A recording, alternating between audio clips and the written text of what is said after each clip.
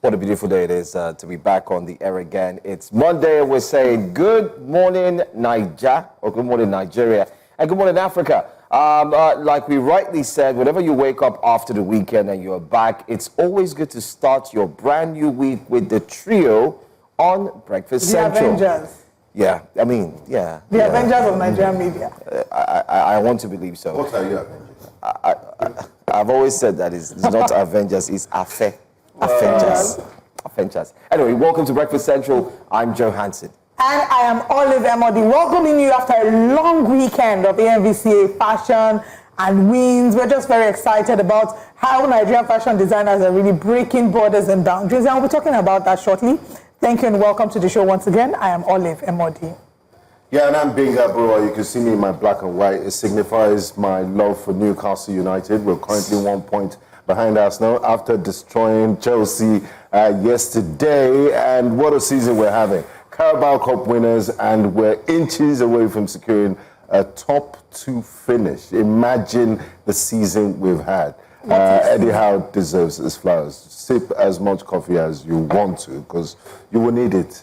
But it's Monday. It's good to be here. Brand new week, well rested, fired up for the week ahead, and so many things Emphasis happening on well in our rested. country. Yeah, emphasis on well. How many of you can say you were really well rested over the weekend? Were you?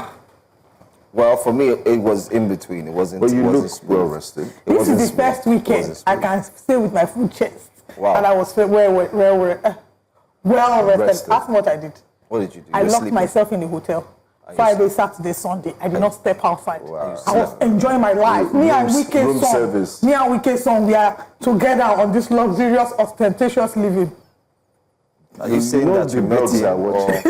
I beg go, na joke. But of course, there's another person they were dragging over the course of the weekend because they went on the social media pages and they said he's living an ostentatious life, luxurious life, because he's posting about his trips, himself in private jets and in fancy cars, and Nigerians are upset about it. And I'm also looking forward to Which Way Nigeria. Are you going to talk about Which Way Nigeria is titled 2027. I mean 2027 question mark. Why don't we fix 2024 first? 2025 or 2025? 2025, yes. Okay, why don't we catchment. fix 2025? Okay. I like that. I mean, it's much more like a projection, because that's what's happening on the Yeah, the obsession. You don't Everyone even, is are you obsessed God? with what is coming to Many people don't even know tomorrow. That's the my truth. brother and my sister. That's They true. don't even know they're going to That's wake true. up. I mean, take us to church. Take us to church. My brother, can anything good come out of Bethlehem? But Jesus did. Okay, I want us to go to the weekend. We had quite... Oh, by the way, the weekend was filled with glitz and glamour. Yes. The AMVCA. Exactly what I was about to just... Nigeria's own Met Gala. Absolutely. The African Movie Viewers' Choice Award is one that has garnered significant relevance, not just on the continent, but even outside the continent, as we start to see that even blogs outside the continent pick on the pictures and clips from the event. Now, it will interest you to know that the African Movie Viewers' Choice Award is not becoming famous for the winners, the various winners in the best movie category, best actor, best actress, best supporting actor, best supporting actress. It's becoming famous for its fashion. Now, it can be likened to the Met Gala. People would say Met Gala is not ready for Nigerian designers. And honestly, hats off to Nigerian designers. Every year, they're showing up, they're showing out, and to our celebrities as well, who constantly, it's a lot of work getting ready for these events. I mean, I don't do a lot of those kind of, I don't really attend some of these events, but the few times I have to attend or host certain events, I know how much it costs me to put together outfits, hair, makeup, pin. I didn't even see this one. I saw the outfit, but I didn't see the close-up. This is Met Gala experience. I'm telling you. And I like the fact that it's also colored in African, attire and storytelling. But then again, let's take a look at some of the top 5 images and pictures. Yeah, I mean, by the way, if you just joined us, this is still Breakfast Central. We start off our wake-up conversations with something light before we go into what is, deeper and the deeper conversations. But our top 5 outfits for AMVC, I think this is number 5. Not looking very bad. I think this is beautiful. It's got a bit of One thing I could say about some of these outfits is you can't wear some of these outfits and absolutely you can't. enter downfall to No, of course you can't. It will be squeezed up. This is Osasi Godaro. Her collaboration with Vicky James has brought this masterpiece. Wow, this is lovely. And I would say that this is one of my best looks for the night. So if I were to grade my best looks for the night, Osas and Doyin will absolutely be this. Now, one interesting factor to note in this dress, you see the greens there?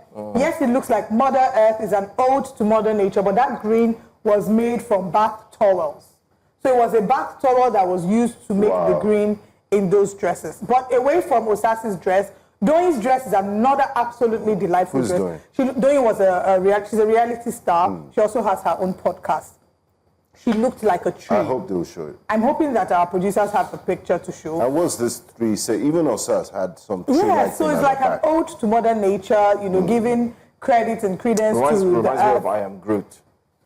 Reminds me of I Am Groot. So I Am Groot, right? I Am Groot. You know, they For me, in terms of my best outfits, I would say Doyin's outfit, Osas's outfit, Jemima Osunde, very simple, subtle. I really liked it. In terms of my most interesting... yes. Saga Adeolu. I really like Saga Adeolu's blue suit. It was really nice. I like the detailing around his neck. Joe seems to think otherwise. Joe looks better now than that person. I mean, look at it. This is brilliant. This is beautiful artwork. It's giving edgy. This is for the red carpet, you know, and I think that this is a statement piece. You have to realize that for an AMVCA appearance, it's not your regular. Anyway, it's not your regular suit. You know, I'm happy. God, okay, what do you think about this? No. Ladies and gentlemen, I present to you ChatGPT on ground. Autobox. ChatGPT is around. Gather. It's a dedication to details for oh my God. Our honorable is the big elephant in the room. This outfit is unbecoming of an honorable member of the Lagos State House. Who told you? He wants to step out with a fashion statement. This is cross-dressing now. Who told you it's cross-dressing? Why is it African? It's actually Nigerian. No, he's making a fashion statement. It's a mixture. It's part of the He's making a fashion statement. We'll never statement. catch Joe and I wearing such. Are you fashion catch him wearing this outside? Is this not outside? No, I mean outside, like regular, just walk around. No, but still, I mean, come on. But it's a mixture. It has the Nigerian culture in it. I think it's a fashion statement. And then he mixes it with the Western culture. An interesting one, but a fashion statement. Wear this? If you wear my partner is a child. If you wear a singlet and a beads, it would be different. You know, if you wore a singlet and a beads, you would rightly tell that it's a traditional outfit. But because he had the mixture of the Western culture, wore a suit on it. Did he do BBL? And so on. Benga, look at that angle. I'm not with you, please. Okay. No, but away from this, I think another very interesting outfit that we saw that night was Papaya's outfit. I don't know if we have hers. Papaya had bananas all over herself, and it was a very interesting. She held what looked like a banana, and then she had bananas all over her body. I don't say if she made the mistake of going to Lekki Conservation Center, she will see what a terrible mistake that because the monkeys will come Those for her. Those monkeys are ruthless. So have you seen them? That's why I said she made a mistake. They come down, they pick it up from here. The mistake of going there to do her shoot. Very, very stubborn. That would be a terrible thing. But yeah, these are some of the most interesting looks from tonight, from the night. I mean, beautiful pictures, but I don't understand what the Transformers was doing there. It's ChatGPT. Yeah. I mean, it's just trying to be different. It's Transformers. It's typical Pretty Mike. He loves the attention. Oh, he does. I'm surprised that he didn't come in with like mini robots. But who made this outfit? And is it? I mean, this is first of all, to put this together is fantastic, I must say, because I can tell the details. I mean, there's a picture of it that shows the back. You could tell that the putting it on alone would be a lot of work. But I can tell you that if he could wear this, it means Nigerians could start doing a movie, an Autobox, or a robot-like movie now, because if you have someone who could wear a costume this way, just to attend an event, after the pictures, of course, he pulled it off. How did he sit down? No, he took it off after the award. Come on. And how does it go to the bathroom? I had to go and check. I thought it was a Tony Lawani outfit, because Tony Lawani is someone who we know to have dramatic outfits, but it was done by a certain Prince Innovations, Prince Okwefuna. What's he saying, by the way? Maybe we should listen to what he's saying. I don't tell them that more than 30 minutes, one piece. I don't know this thing that we're calling technology, but even this is a fashion.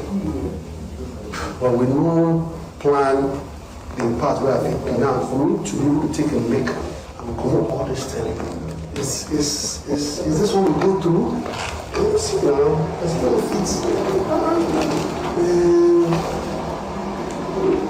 I want to comment at this time, it's not coming out. I'll see you guys in 30 minutes. Look, I see like this. Okay, so Oh my God. That's what you but get. this struggle is a struggle a lot of us have when we do corset and we are doing snatch dresses. It's good. People should experience it because we are not able to go to the bathroom as well.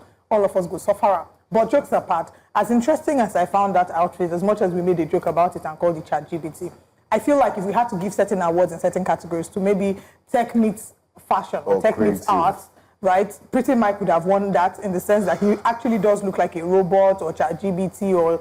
no, I wouldn't say ChatGPT. I would say Transformer because that's a Transformer. No, so what's the name of this? That's what's the name of that movie where they turned into cars? Transformers. No, it's not Transformers. Is It's Transformers. Optimus Prime. Optimus Prime. I'm a big fan. I'm a huge fan. Someone said he's Optimus not in his prime. But that was Ken Udozi, I believe. But yeah, I think him and Nana Ekwa's outfit as well. She had like an AI outfit. The outfit was rotating and changing colors. It wasn't my most exciting outfit of her because every year Nana Ekwa always makes a statement. So, but it was very interesting. Did they get any awards for best dressed? Yeah, yes, they typically do. I'm not sure who got award for best dressed at this one. I don't know if there was that category, but typically they do best dressed male, best dressed female. They even did it the night before when they did the cultural night. But anyway, away from the fashion, I think that is also important that we mention the people that won the awards for the night. So the best movie we have here, Freedom Way, was the winner of best movie. Congratulations to Freedom Way. Best makeup, Lisa B, the uprising winner. That's the movie by Lateef Adedimeji. We also have Seven Doors. Again, Adedimeji Lateef won Best Indigenous Language West Africa. Best cinematography, we had The Legend of the Vagabond, Queen of Lagos. Filmmaker Leo Perman won this category. Best documentary, My Dundun, Ife Oluwa was the winner of that. Best digital content creator, Iyo Prosper Adokiye was the winner. Interestingly, when his category was called, he was not around. And everybody was like, where were you when your category was called? Really talented young man. Best short film, Brukachi was the winner. Best unscripted Mnet original, Nigerian Idol Season 9, Kasim Suleiman was the winner of that. Best scripted Mnet original, My Fairy Tale Wedding was the winner of that. Best music score, Seven Doors. Best supporting actress, Mercy Aigbe, Farmer's Bride. Best supporting actor, Gabriel Afolayan, Inside Life. Trailblazer Award, I thought was another interesting category. Because usually for Trailblazer Award, we always see actors and actresses. This is the first time we saw someone behind the scenes, a filmmaker, Kayode Kasum, who I've worked with. I think is a phenomenal filmmaker. He's a director, and he's been putting in the work for years. So congratulations to Kayode Kasum. Industry Merit Award, so deserving. Nkemowo or Sophia, all of us grew up watching Nkemowo. He has paid his dues over the years and continues to do so. So congratulations to him for that. He's been there for years. From Things Fall Apart, he was part of. Wow, he was part of the production team. He's been there. He's been there for years, decades. So veteran. Veteran indeed. And the last two categories, I think. And he doesn't use a script, by the way. Best editing. There's best costume design. But I think I'm just going to take. Best costume design they should go and watch Christmas in Lagos. But this last two I think is important to take. Olive, thank you. No, this last two is important to take. Thank you. Best lead actor and best lead actress. Best lead actor was Femi Adebayo, Seven Doors. And best lead actress was definitely Chioma Chukwuka, Seven Doors. So both of them, they were both actor and actress in the same movie. And they won. I see Seven Doors is opening a lot of doors for awards. Yeah. That was a good one. You know, because of that, I decided that this week, I hadn't seen Seven Doors, unfortunately, but I'm going to see it. I know it's a series. But yeah, congratulations to all the winners, and congratulations to all the fashion icons from AMVCA. Anyway, it's good to know that all of these went down during the weekend from the AMVCA. But away from that, let's focus on our second story on Wake Up Conversations. We're going to talk about the incidents that took place. Now, very dark man, as we all know, was arrested recently, detained by the DSS, and then was released as well. But prior to that, he had, in one of his numerous videos, put out a statement mentioning that there are trafficked girls who have been taken from Nigeria to Abidjan. And when he made that statement, he called out the authorities, saying that they ought to do what they needed to do in order to ensure that they repatriate these girls back to Nigeria because they were trafficked. But it seemed like that statement he made caught a lot of attention, and some people reacted negatively to it. Yeah, they reacted that, oh, who are you, and so on and so forth, while some of the authorities said, who does he think he is? But the video you see here is the authenticity of what he said, because he himself and the CEO of course, Air Peace, teamed up, and he arrived in Lagos to ensure that they were able to repatriate the 78 trafficked girls back to Lagos, Nigeria. That's exactly what we've seen. I mean, kudos. They also, don't forget, they also worked in hand with the authorities to ensure that all this was made possible. So it's not just a two-hero thing. Of course, you had, what's that? So by two heroes, you mean NAPTIP. VDM? Also VDM, Alan Oyema, and of course NAPTIP. He's always there for us. Always there. Yeah, who eventually decided to join forces and say, you know what, we need to repatriate these girls back to Nigeria. For me, this calls for the need, this calls for active journalism, one. This also calls for Nigerians to pay more than the usual attention to what they usually do. And I'm talking about the bodies that are, saddled with the responsibility to ensure that everyone is responsible, everyone is taken care of. And I think blowing the whistle is not just enough, and that's why they've taken the action, and that's exactly what we've seen today. So kudos to VDM, kudos to Air Peace's CEO Alan Oyema, and of course to NAPTIP as well, for heeding to the call and joining forces to ensure that they repatriate and bring these girls back to Nigeria. I mean, take a look at them. You might wonder, what does Nigeria hold for them now that they've returned? You know, it's really a sad situation. Trafficking is a worldwide problem. It's not just a Nigerian challenge, but we must, as a nation, ensure that we do our best to ensure that we reduce the rates, the statistics of trafficking, of child trafficking, trafficking of adults and trafficking of children in Nigeria. How does it happen? Here on the show, we've had two young men. I think there were about four, but our story followed two men to Ghana, two young men to Ghana. And these men had been invited for a movie shoot. And on getting there, they realized that they had been trafficked to Ghana to participate in internet fraud. And there was a house set up for them. They all had systems. And it was such a heart-wrenching story. Again, what this shows is how a number of these young people, rather than face their education, feel the burden of bearing financial responsibilities. And as such, they're looking for jobs. In the course of looking for jobs, when you're desperate, you're vulnerable, unkind individuals and suspicious and malicious, wicked individuals will capitalize on this and present to them what look like opportunities of a lifetime. And then these ones will accept these opportunities. And before you know it, they're trapped somewhere in a country, their passport seized, they've been made to take an oath, they're not being fed properly, they're being punished, and they're threatened with voodoo and black magic, which is what happened with those two young men in Ghana. They were threatened and told that if they step out and they do anything, they will die. It's very sad. What I can deduce from this is multiple system failure. Number one, it starts from the family. I remember growing up, Frank Olise, before he starts Newsline, he will say it's 9 o'clock. Do you know where your children are? Yeah. So parents, the first line of responsibility starts with the family. And then Zuma was on, I happened to be on the set of A Place at the Table recently, and she had an advocacy on child trafficking. She recently visited Egypt, and she said she saw about 50 group of young Nigerians who were without guardians. And I'm wondering, how did they get there in the first place? And once they landed in Egypt, their praise. A white woman came and said, oh, are you here for domestic work and all of that? Just trying to recruit them on the spot.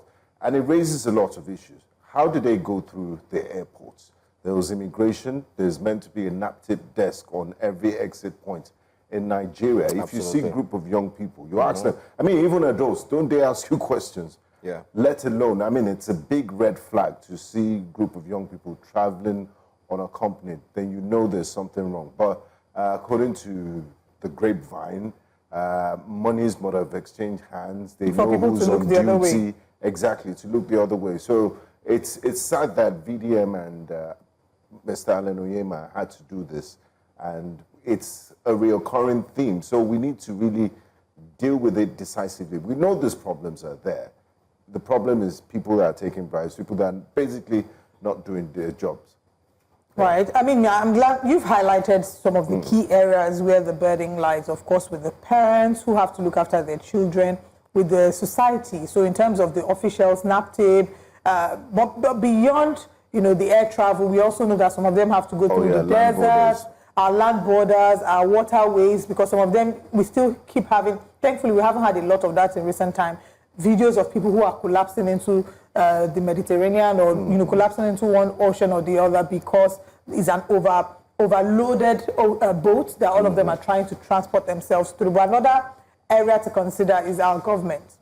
If our country was as viable as it should, if our economy was as viable as it should, people will not feel the need to leave, to look for better green pasture.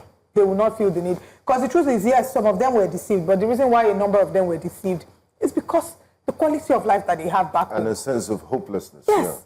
The quality of life they have back home is nothing compared to, the hopes that they have of the better life ahead. Remember when the Russia-Ukraine war started?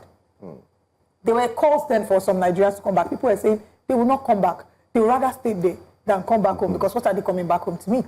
Some of them would rather stay in these unsafe situations and conditions instead of coming back home, because for them, they have a better life there. There are certain basics that they can afford, which is much better for them than coming back to the quality of life that they have here.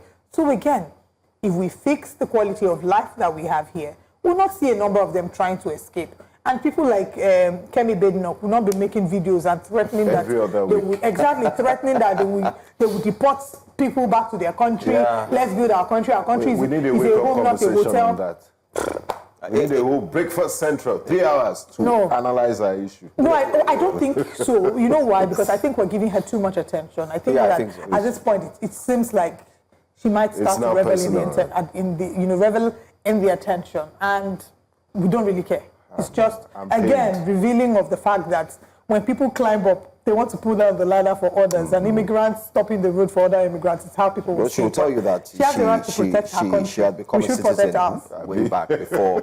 She will tell you she was a citizen before, the immigration processes and all the challenges that are happening and so on and so forth. But that's Kemi Badenoch's story. By the way, anyway, another story that, went down this weekend is the fact that, by the way, the PDP had a meeting yesterday night. Oh, and Mr. Wike was there. Yes, and Wike stormed into the meeting, and there were footages of him walking in, and people were shouting, hey, you did have different governors from PDP all gathered yesterday evening, and some are starting to wonder, is it going to be some form of a convergence where you now have the PDP emerging stronger to fight against the APC? These are conversations that... I don't think that's now. Exactly. We don't think that this is that meeting. Maybe he went there to review trade secrets. We don't know. Look like that. We don't know. But talking about the PDP, the governor, who has been, the duly elected governor, who is now the embattled governor of Abia State. The suspended governor. So I wouldn't also want to use that word, suspended. Yes, suspended. Okay, maybe we would say suspended elected governor. Yes. Yes, maybe we had elected. What is nomenclature? Because it's just... suspended due to state of emergency. State of emergency. Let's just call the governor of Rivers State. Anyway, he's come out. He was in service yesterday, and he talked about how healthy he looks now, and he also made a shocking revelation that people should look at him. Do they think that he really wants to go back? This statement of his has led to a lot of conversations. But let's leave you to watch and listen carefully to what Governor Siminalayi Fubara had to say while he was on the podium in service yesterday. Have you asked yourself, do you think I am even interested in going my way? I want to ask you, don't you see how better I look? Do you think I'm interested in it? If I have my way, I say it's here. It's an order of God. I don't wish going back there. My spirit has left that place long ago. That's the governor. The governor said there's a video, there's a long speech. To him, it's carrying the people's mandate. He wouldn't go back to him anymore. But while he was doing this, few minutes ago, prior to this, a group of women came together. They were called the Rivers something women. My thoughts fail me now. And they gathered together, about 10 to 15 of them, the leader held the microphone and they made a plea to President Bola Ahmed Tinubu saying, please do well to return the governor back to where he was, especially ahead of May 29, which would happen to be a day the president would mark, of course, Democracy Day, where the president marks his second year in office. And the one we're saying, listen, if you're going to mark democracy, it needs to be in tandem with the fact that Rivers State is a constitutional state, not an unconstitutional one, that is also part of the benefits of democracy. So if the women were fighting for him, he comes out in another video to say, do you think I'm really interested? How do we balance what do you make this? of this? So, in a way, I mean, that clip or that statement, unfortunately, sounds like his spirit has been broken.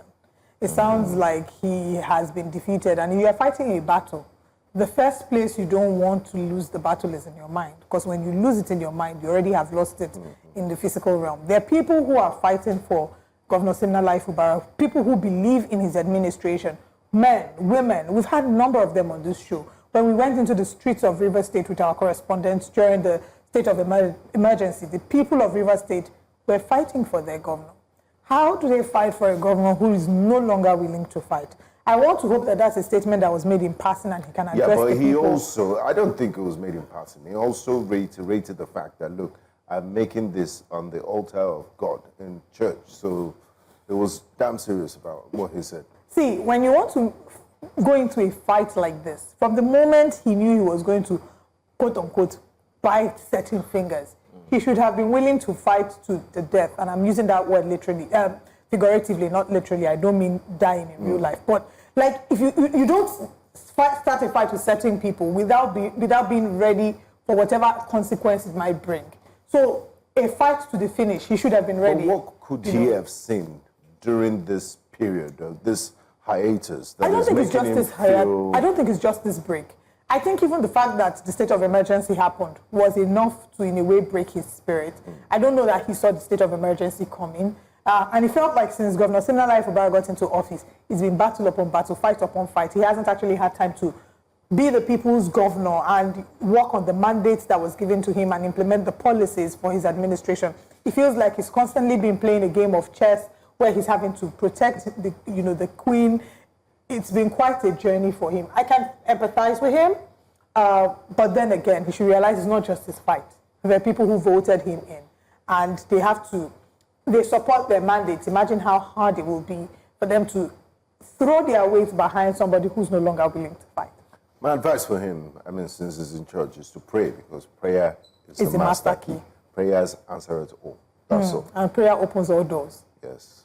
All right. Like 7 anyway, doors. a lot is happening in it's interesting. He's admiring my pastoral behavior. And as I've said it here on this screen, you shall be called to ministry. Yes. Anyway, we wonder what will happen, for example, on the 29th of May, if there's going to be a celebration of Democracy Day in Rivers State. We really don't know exactly how things will turn out, but here on Breakfast Central, we, of course, will be tracking happenings there, and we'll be speaking particularly on Rivers State on the Democracy Day to see whether what is happening in Rivers State is actually a representation of democracy as should be. But let's now bring you our top stories this morning on Breakfast Central. Northern governors meet back state police to tackle insecurity and other issues bedeviling the region. We'll be examining Nigeria's current educational standards, especially looking at reports that about out of 1.5 million students, we of course have a very abysmal number that scored over 200. Adamawa Police launched Peace Plan. We'll be looking at that as well. And the emergency rule. Will Rivers State mark Democracy Day, or is it just going to be all talk? We're reviewing the newspaper front pages this morning as well. Join us for all these and more.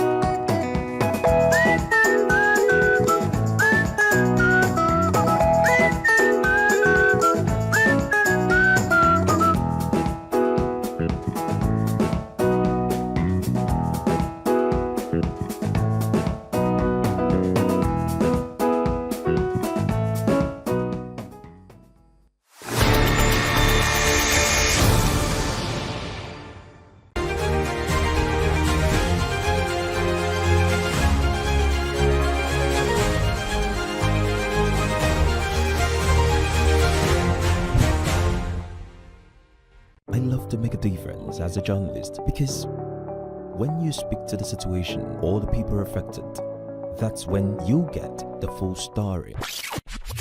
And so we go all out. The protest was ongoing and it was peaceful across the plains for real-time stories. And it was the longest bridge until the 6th of October bridge was completed in Cairo, Egypt. Knee on knee. This is News Central.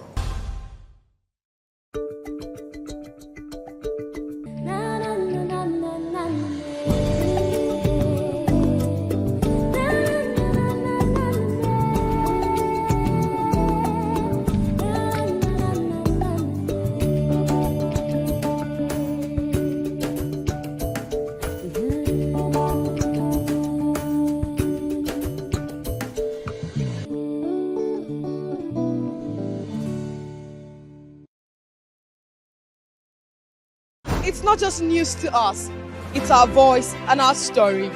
It's our report, how we tell African stories for Africans. With detailed, timely and authentic reports, News Central is your home for true news and African stories. I am Omolola Ololade.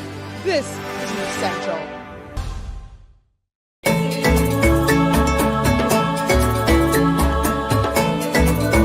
The youth has 60% of its entire population, and it's time for their voices to be heard loud and clear. Involving the young people in nation building is not merely a question of inclusion, but one that is vital for economic growth, innovation, peace, and security. Fafanua Africa provides the platform for the teeming young and vibrant population of our dear continent to voice their concerns with one goal in mind. Provide profound and tangible solutions that will help redefine and reposition the future of Africa.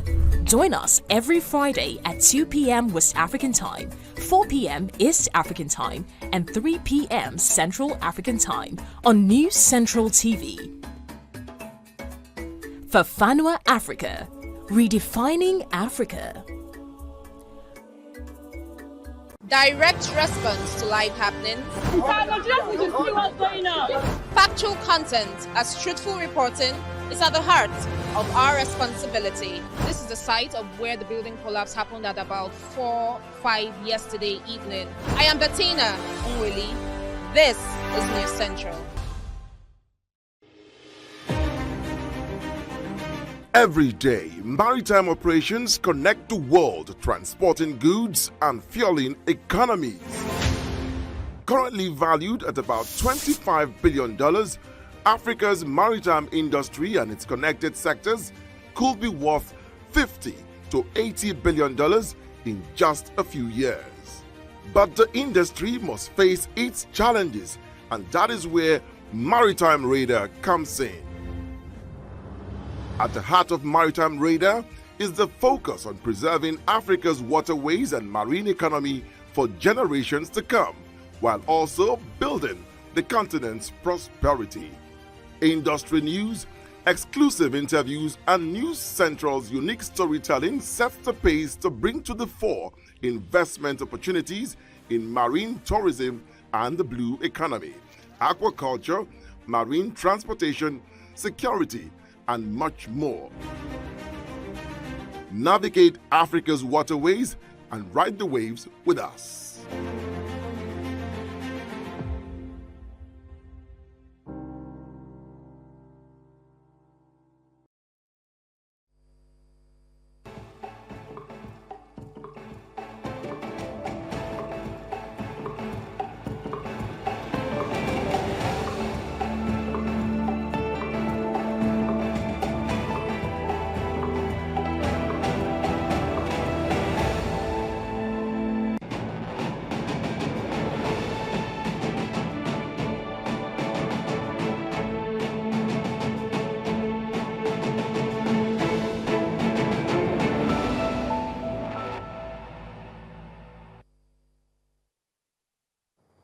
Welcome back to Breakfast Central.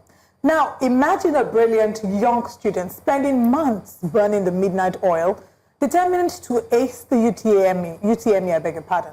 But next door, another student has already secured a backdoor deal, exam answers for a prize. Now, when malpractice thrives, merit suffers. What does this say about our education system and why are states like Anambra and Lagos, known for academic excellence, leading in malpractice cases? Now, joining us this morning on Breakfast Central to unpack all of this is educational consultant and president, ISA School of Education, Dr. Joy Issa. A warm welcome to you and thank you for joining us on Breakfast Central, Dr. Issa. Thank you for having me. Good morning. Good morning.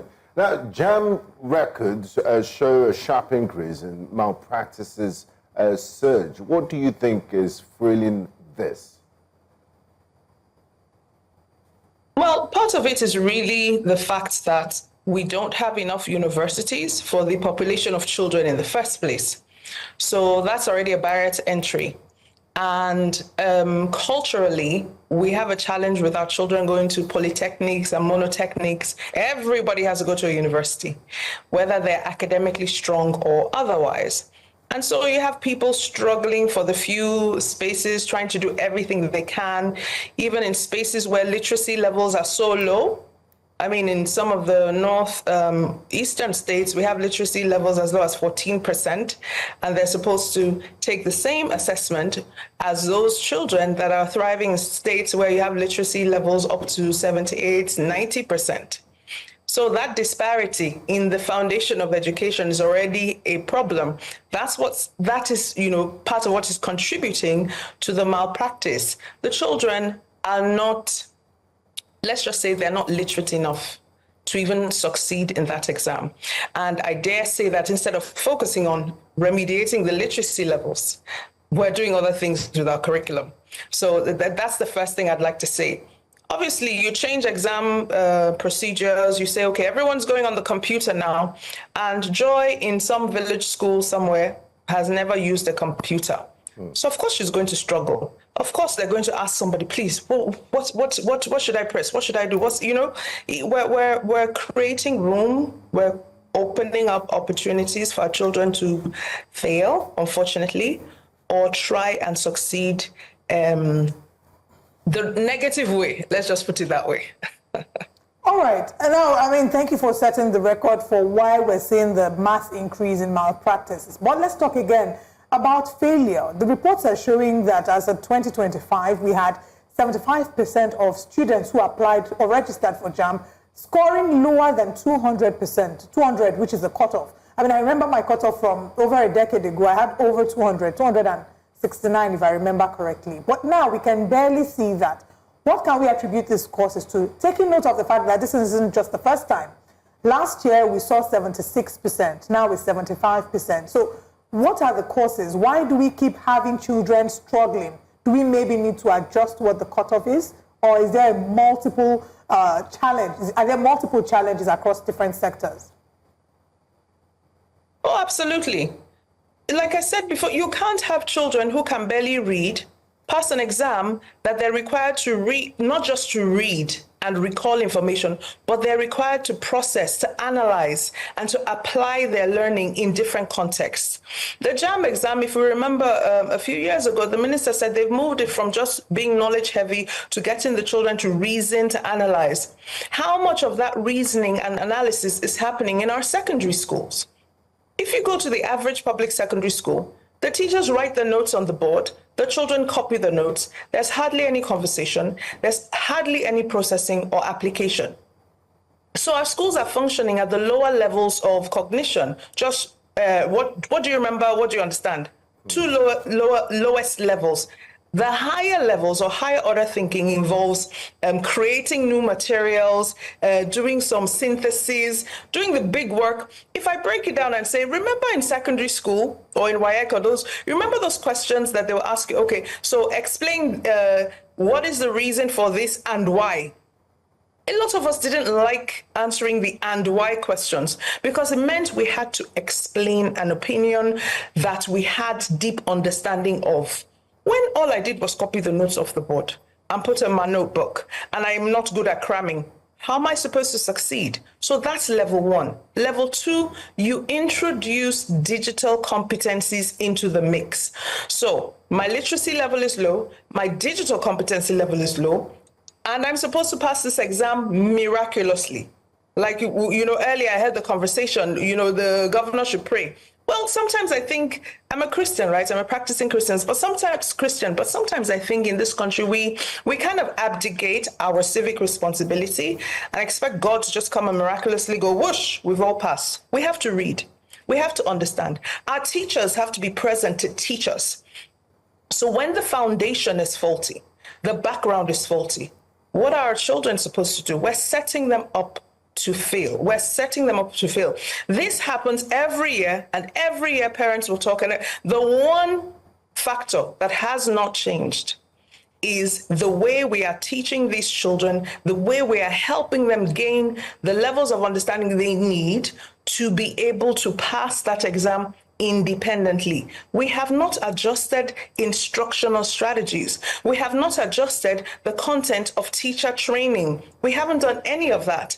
We made a few changes to the curriculum. I dare say again, literacy levels, digital competency, I don't see any change.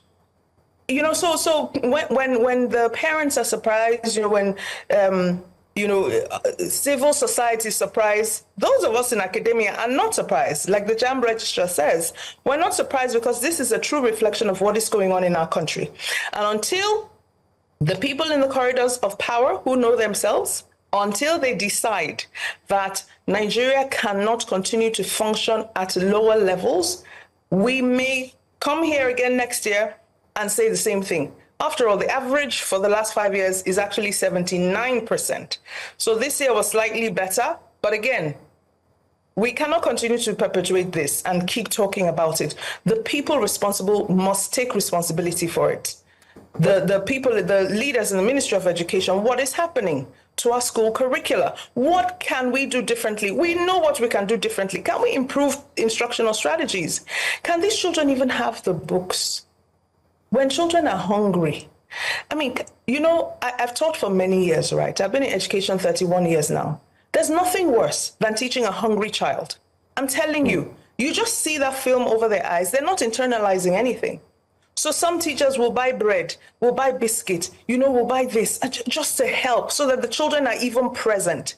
I understand that the students are angry. They're frustrated. You know, they even had to go and take this exam. It was like at 6:30 a.m. Who has eaten at 6:30 a.m.? Who has, you know, where's the internet access? So you don't blame the children for being angry and protesting, but people who can should make the difference. And there are people in this country, our leaders can, if they really pay attention to this. After all, the banking sector was reformed many years ago. So why can't the education sector be reformed? Well, the education sector being reformed has been an ongoing conversation even up until now. But let's also look at the introduction of technology. I mean, we've talked about, you know, education in itself, which, whether we like it or not, is slowly declining. And there are calls for an improvement on the educational sector. But CBT, you know, technology and so on, some parents have said that it could have also been a cursor that led to many students not doing too well. Because I remember being in my school, I was privileged to go to a private, primary school where we had just 2 computers for over 100 and something students. And the only time you would get to the computer, they would say, this is a mouse. What did I say? And you repeat. You hardly have time to touch the mouse. And if you do, they say, stand up, it was time up. Now, we've seen it continue up until now, regardless of the fact that technology has improved. Do you also think that it could be a reason why there's a blatant failure in JAMB? Because how many people know how to use a computer system? Absolutely. You know, access is not equitable. Access is available in some areas of our country more than it is in others. In a lot of the public schools, the children don't have computers at all. I had the opportunity to work with a group supporting Lagos State, and one of the teachers, so proud of him, Samuel, galvanized resources and collaborated with his school administrator, and they changed one classroom into a computer room a library, and a clinic, one single room. And they got 4 computers. So, and he specifically has 87 children on average in his classrooms. What is he supposed to do? He has tried to make a difference in his own little way. That's so commendable. We celebrated his efforts and all of that. I don't understand why we will spend millions having conferences, having symposia on how to address the education system without addressing the education system. We will have a conference in Abuja, go to Rwanda, go to Finland, go here. All that money could have been put into giving the schools computers. So absolutely, digital literacy levels are very, very low in rural communities compared to urban centers. So the children in urban centers whose parents maybe or auntie, some neighbor have computers are already set up to succeed. And the children who are in the more suburban and rural areas are already at a disadvantage. So access is not equitable. Yes, children who have experienced that, who have used that, have more access. But I have to say, though, that the provision of technology itself, and I mean internet access, was also a problem. We know how it is when, sometimes Zoom glitches and we're all struggling to find the strongest network. Now imagine 1.5 million children trying to access a platform at the same time. In this country. Of course, there are going to be glitches. And because we as a nation are not comfortable with those kinds of large-scale operations when it comes to technology, yes, there will be problems. So how do we then circumvent this problem? Are we going back to, do you recommend that we go back to the days when we had to write with our pen and our papers? Or is there a way that we could get around these technology glitches? Differentiation would, if we have to differentiate effectively, you would say that, look, you cannot put somebody who has never used a computer to do a digital exam. It is not equitable access. So we differentiate for those in the more rural areas and for the urban areas. However, the real solution is to embed digital literacy, digital competencies into the curriculum, provide the infrastructure so that Nigeria does not fall behind the rest of the world. Nigeria, we believe we are the giant of Africa. Unfortunately, in this area, the education sector specifically, we are not the giant of Africa. We're way behind our contemporaries across West Africa, not even East and South. We're way behind Eastern and Southern Africa. So we cannot regress because of challenges. What we need to do is remediate those challenges, provide that, differentiation, honestly, because, you can't tell me, for example, the nurses in the rural areas still do the manual blood pressure check, and then they count and all. Meanwhile, in the hospitals and urban centers, they connect you to a machine, tap, tap, tap, and it's done. Those two nurses have different levels of education. The teachers need the education because if I can't use a computer, you want me to teach a child? To teach them what? I don't know what to do. What am I supposed to teach the child? So you see that the problem really is around us, the adults, who are supposed to be taking responsibility for these children. We are not taking responsibility. A lot of the children are bypassing us, by the way. They're going ahead, they're doing things online, and then we're quick to label them Yahoo boys and girls. Meanwhile, if we provide formal access, structured access, we teach them digital safety, online, we protect them digitally, then they won't access the wrong sites. But we just leave them to their own devices and expect a miracle. The adults are really the problem here. Now, Dr. Issa, from our discussion this morning, we've highlighted quite a lot of the issues with the Nigerian educational sector. Now, let's talk solutions. There's a whole gamut of problems, but what are the low-hanging fruits? What would you, if you were in a position to prioritize solutions, what could we do in the immediate future to stop this decline and begin to address it one solution at a time? First solution, Teacher training has to be transformed. We cannot continue churning out the teachers we're churning out because they're not able to educate the children. Fundamentally, because the limitation of the child is typically the limitation of the teacher. The factors that affect children's ability to succeed in school, 50% depend on the child. So if I'm hungry, I'm upset, I don't come, my mind is not there, 50% gone.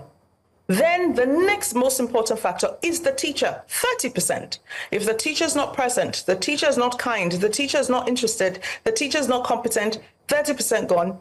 20% depends on your parental background, the infrastructure, even things like temperature, if it's too hot, if it's too cold, things like that. So combine all those factors together, you know that we may not be able to adjust children's backgrounds, we may not be able to feed them, but if we introduce the feeding program, which is my second solution, introduce the feeding program in schools so we have more children wanting to come to school and stay in school because they will get a meal. Fix teacher training, introduce the feeding program, and please, can we have a strong focus on literacy education and digital competencies. We cannot continue to fall back behind the world. Too many of us are going out there to import education. Too many of us are going out there to gain access.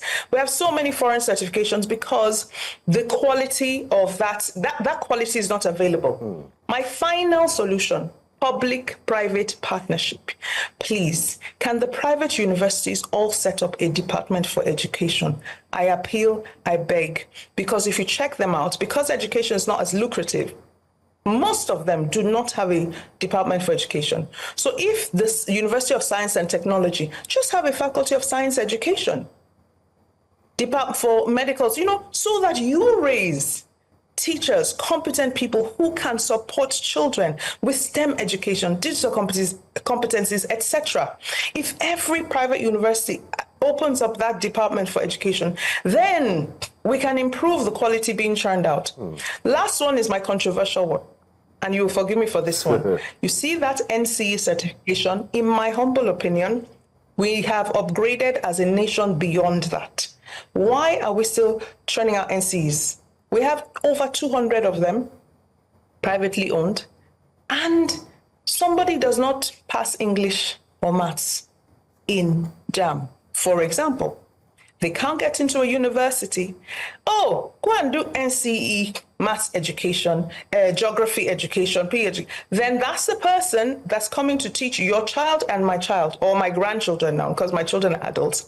Come and teach them. So, and then you expect them to be able to push high order thinking. It's not a miracle. So can we fix that NCE? In my humble opinion, it was set up, I don't want to go into the background, it was set up originally, yes, but I think as a nation, we have outgrown that certification and we need to be honest with ourselves and do something about it. That certification needs to be upgraded. All right. The content of NCEs needs to change, which, anyway, yeah. I mean, you've highlighted very valid points. There needs to be a total overhaul of the training for students, for teachers, as well as, to ensure that the systems do not fail them. But speaking about the system failing them, many believe that the glitches that we've seen or the poor performance that we've seen in the JAM, in the 2025 JAM results is not necessarily because the students are underprepared, but also because of the technical challenges on the part of JAM. Now, we see Alex Otti, the CEO of Educare, has shared several tweets to justify this perspective. He stated that a number of them, I'm going to give you examples. He talked about somebody who scored 314 last year, Ofili Onyekachi Emmanuel, at last year's JAM, but this year scored 167 after studying way harder, and that there are a number of young people who have threatened to take their lives. What they're asking is that JAM shows the students their score sheets so that they can see what they failed. Because they said even on the day of the examination that they had complaints to some of the invigilators saying that some of the questions were incomplete, and the invigilator said there's nothing that they can do about it. At the end of the day, if we confirm that this is true, that means JAM is playing with the life and the destiny of Nigerian young people, and they're threatening, they want to file a civil action, a class action against JAM. So how do you address a situation like this? The allegations by these students who believe that they did better than JAM is willing to share, the demand to see their sheets and even the possibility of a class action against JAM. class action against JAM is valid. We all have a responsibility to express our opinions. And I honestly agree with Alex that, yes, there's so many glitches that have caused challenges. However, if we back up to the setting up, how do you use that level of technology across the country with our current internet challenges? We can even see the glitches we're experiencing here, and it's just one video. So yes, we saw videos of a girl who was crying, saying she kept waiting for something to load. She was on maybe 30 questions, and before it rolled over and loaded, it was at the end of the test. Some people could not submit a total score. Again, having JAM as the barrier to entry to universities is a major issue. This one high-stakes assessment that justifies or validates my 12 years of education and is the entry, is the portal via which I can access university is a problem on its own. Private universities all around the world are having their own entrance access systems. In fact, there's a university in South Africa, if I remember correctly, that does not use standardized testing to get children to enter the school. They do their own test. And a lot of it is really psychometric analysis, understanding what their interests are, what they prefer. Of course, check their digital competencies, their literacy levels, etc. So that's a whole advanced conversation. But honestly, in this case, digital glitches caused mayhem. That is no doubt. However, these results are not outlier results. These results are in tandem with historical data. Over the last 5 years, Nigerian children have been functioning in that 70-something%, 80-something% failure levels. On average, is 79. So this is not a unique case. That is what I'm trying to highlight. Yes, there were digital glitches, absolutely. Challenges with technology, especially in other areas or in some areas more than others. But historically, the children have been underperforming. So can we address the entire package? And if I must say, this is what the parents are protesting about. We were not doing well without technology. Now you've thrown in technology. How are we supposed to perform better? Of course, you're setting us up to fail.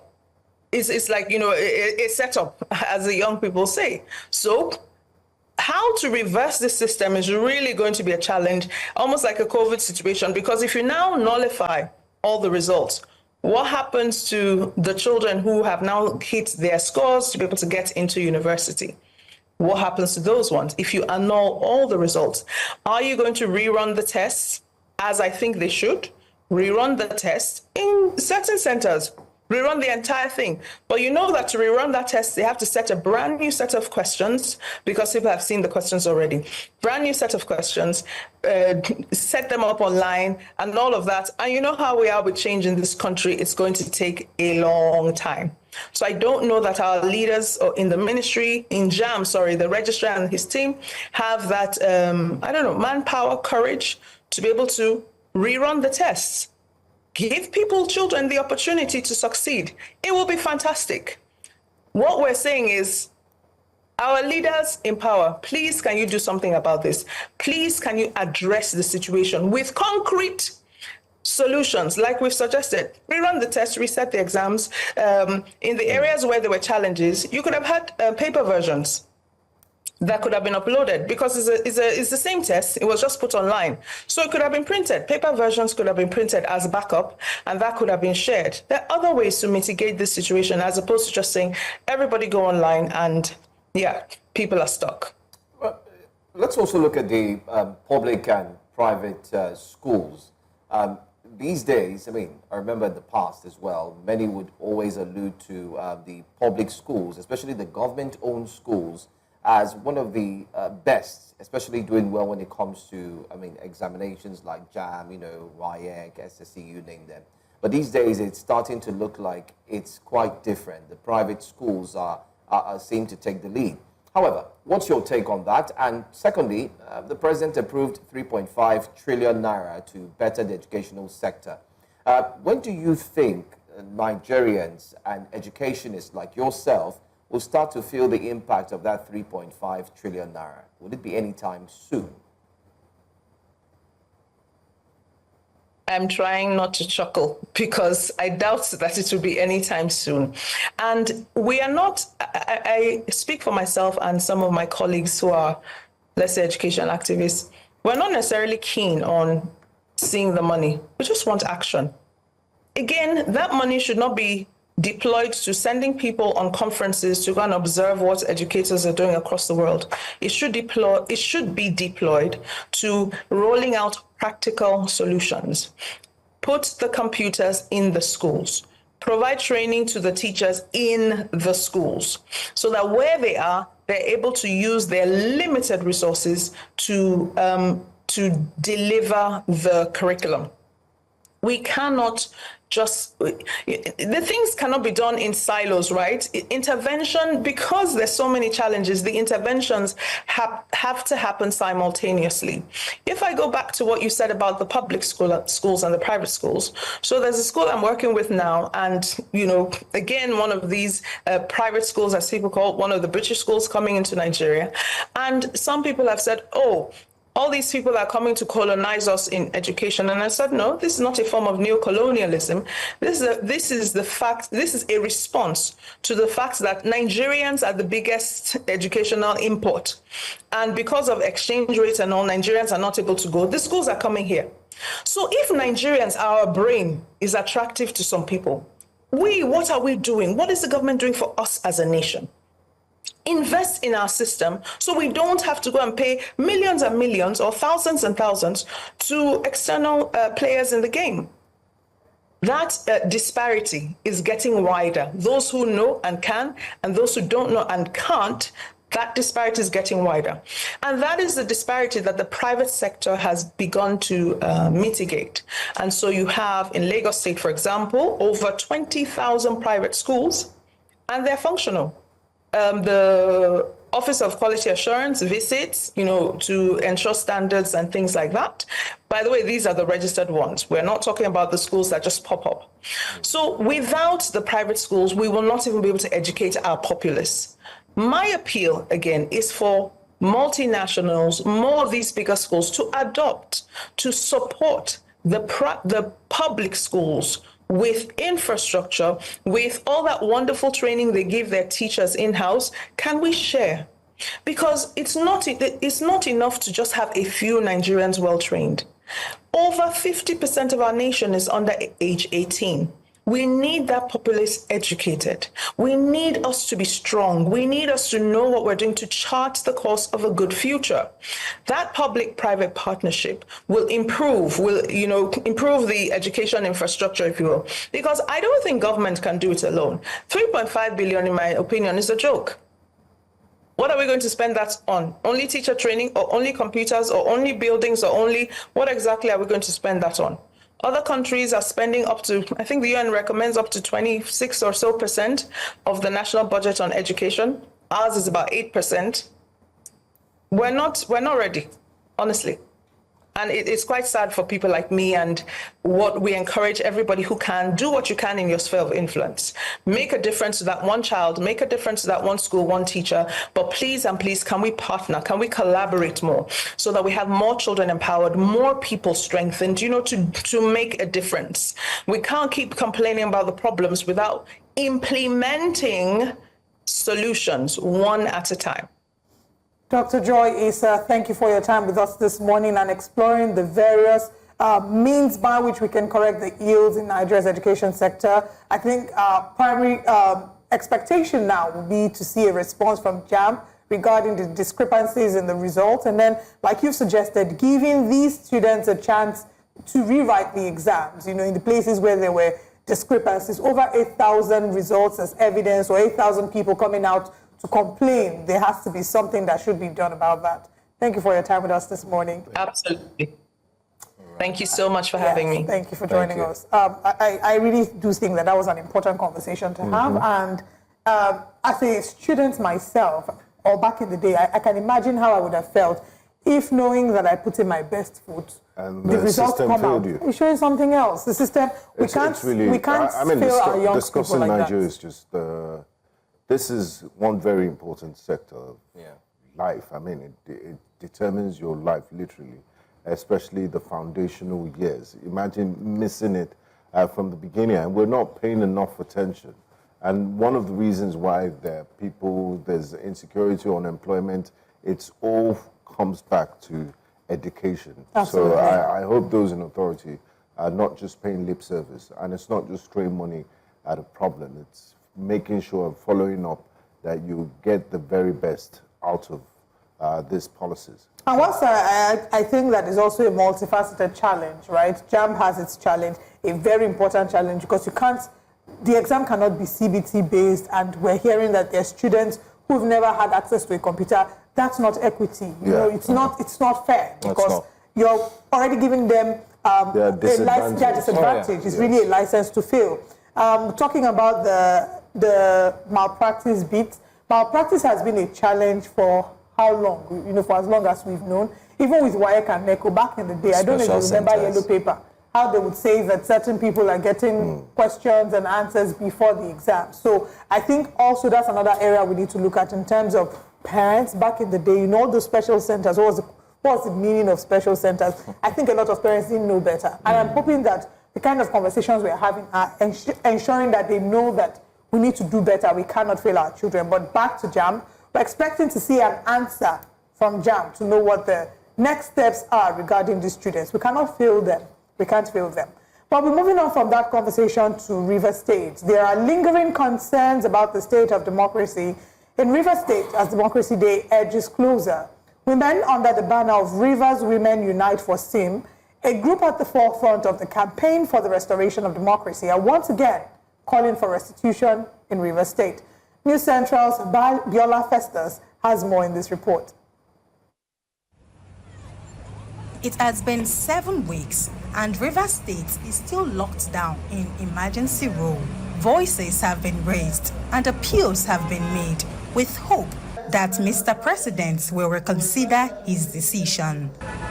As Nigerians brace up to celebrate 25 years of the breakout from authoritarian regime to democracy, concerns are growing about how Rivers State will commemorate the day. There is no market. Women are suffering. Nothing is happening. Please, President, help us. We need our governor, Sasim Fobara. This only governor will come make our life better for Rivers State. Now they can't come out. We beg our president, please bring back our governor for us. We that are Muslims in the states, we beg him to bring back our governor because he mean well for us. Please, our president, reinstate our governor. He's a peace-loving man. He has no problem. The Rivers Women Unite for SIM movement has heard the loudest voices in the demand for the restoration of suspended Governor Siminalayi Fubara and the reinstatement of democratic institutions in the state. At their recent gathering, they urged the National Assembly Oversight Committee on Rivers Emergency Rule to be diligent.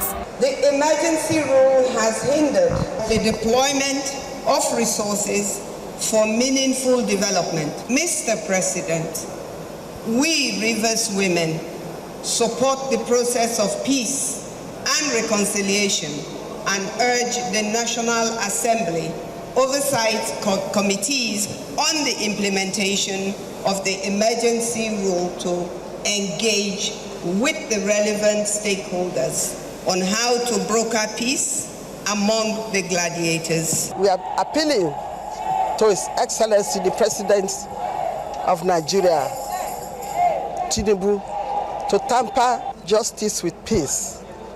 We are asking him to call back our governor. We are praying that there will be peaceful resolution to this matter so that our duly elected governor will come back to his seat. Amid the unfolding developments in Rivers State, more groups in the state have continued thronging behind President Bola Tinubu, drumming up support for him ahead of 2027.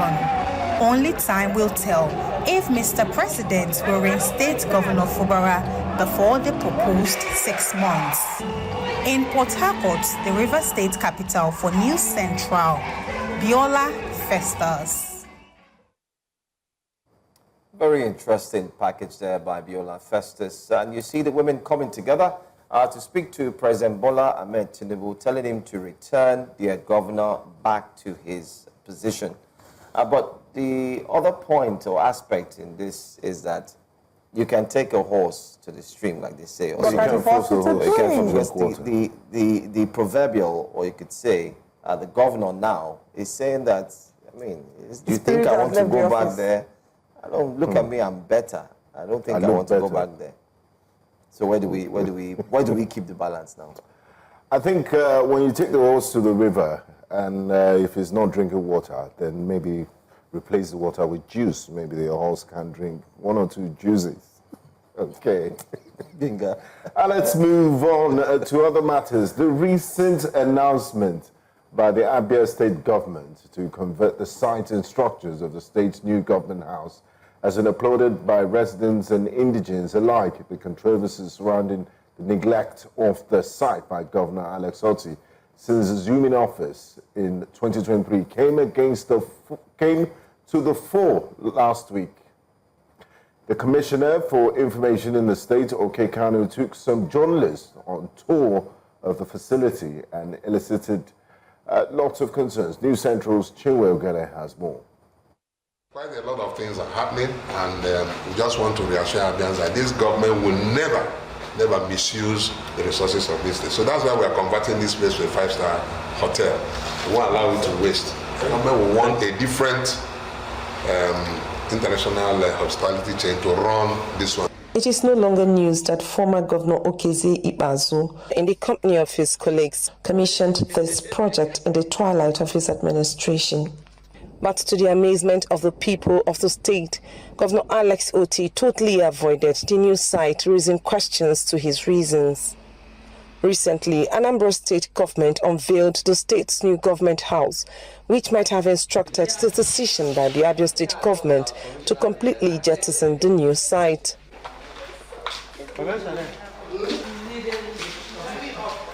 During the facility tour, which comes 23 months after assumption of office, Commissioner for Information OK Kanu declares the facility was not built for residential purpose.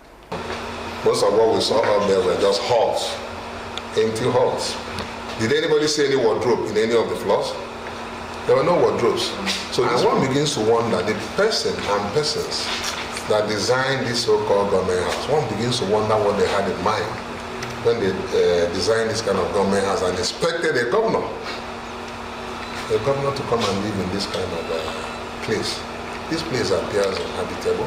This announcement does not come to the people as a surprise because they feel it has been a waste of resources, allowing it to lie unused. Since governments, they've decided to use that place as a 5-star hotel, I think economic-wise, they must have studied and know that it will benefit the states.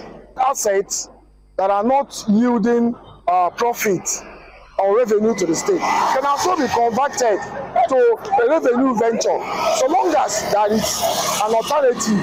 When I mean alternative, I'm talking about another befitting government house, and instead of allowing that particular infrastructure to lie fallow without generating any revenue. And also, remember, if the government is actually going to turn it to a 5-star hotel, it's also going to generate employment. While the governor continues to operate from his private residence in Mvosi, Isialango South local government area of Abia State, citing the uninhabitable condition of the new site, the masses will also want the governor to occupy the old official residence and office space where others before him lived and worked in. In Omaha for News Central, Chinwe Ugele. Wow, a 5-star hotel. Indeed, and they always say government is a continuum, and I'm wondering what was the sense? I mean, who was the contractor that took that job from Governor Ikpeazu? He said, and the Commissioner of Information rightly said, that does it look like a habitable place, that no single wardrobe and the structure is just rigid. It's not appealing. And I wonder where they got that idea of converting it into a 5-star hotel. It's not, it's a misuse of word. A hotel is simple, let's not push it. You'll be surprised. Have you seen the magic that interior decorators do? They take it from bland to glam.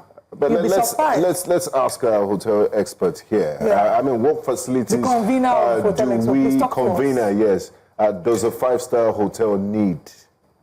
We'll go on a break. When we come back, oh, bro, I need your knowledge. I need this knowledge. I will give you details. Don't worry. I'm here for you. Let's give a recap of what we talked about so far. Let's Breakfast Central. A quick recap on Breakfast Central. First hour gone by. Adamawa Police launched peace plan to tackle farmer-header crisis. We'll still go into detail of that story. Emergency rule: will Rivers State mark Democracy Day? That's a question every single person is asking. Abia residents welcome plan to convert government house to hotel. And Greg just asked the question. Yeah, 5-star behind that. We'll come back with what's coming up next here on Breakfast Central. Coming up next. Northern governors meet. Civilians.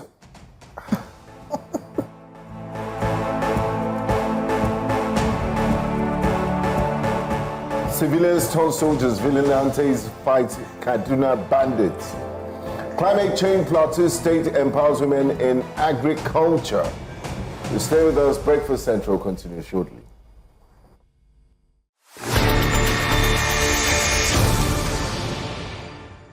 If anybody wants to do anything with Africa, it should be trade and not aid. Join us at the African Ambassadors Economic Forum, scheduled for July 18, 2025 at 9 a.m. at the African House in Washington, D.C. This prestigious event aims to unite African ambassadors, stakeholders, and key leaders to amplify Africa's voice in U.S. policymaking and foster a stronger, more prosperous partnership between Africa and the U.S. The summit will bring together esteemed participants, including presidents and heads of government, U.S. government policymakers, African ambassadors to the U.S., African-born U.S. elected officials, national leaders of diaspora community organizations, industry leaders and entrepreneurs, leaders of African diaspora professional organizations, women leaders, bank institutions, and trade executives. Together, let's make Africa great again.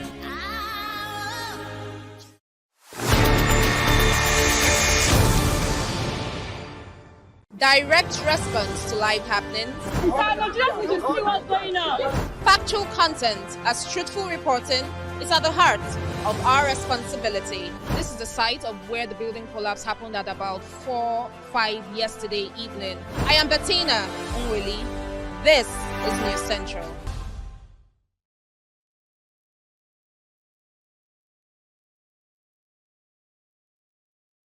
It's not just news to us.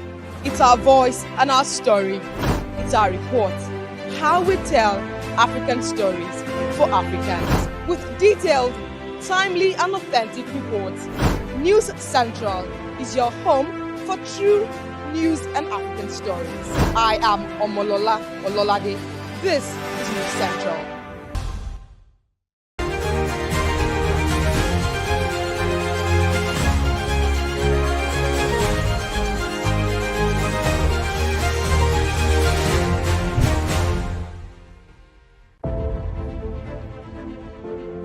I am Sunny Irabo, and I have something special for you.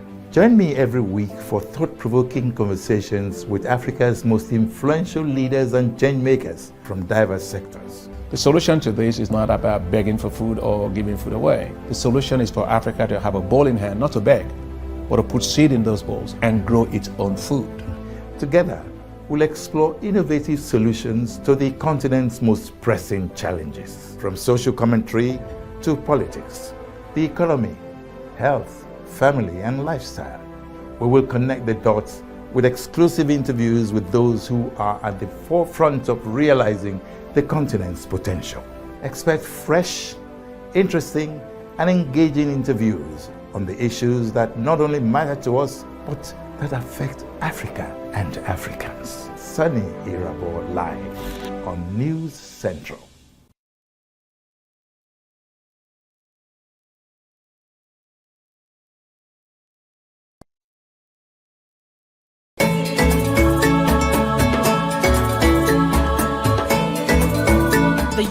has 60% of its entire population, and it's time for their voices to be heard loud and clear. Involving the young people in nation building is not merely a question of inclusion, but one that is vital for economic growth, innovation, peace, and security. Fafanua Africa provides the platform for the teeming young and vibrant population of our dear continent to voice their concerns with one goal in mind. Provide profound and tangible solutions that will help redefine and reposition the future of Africa.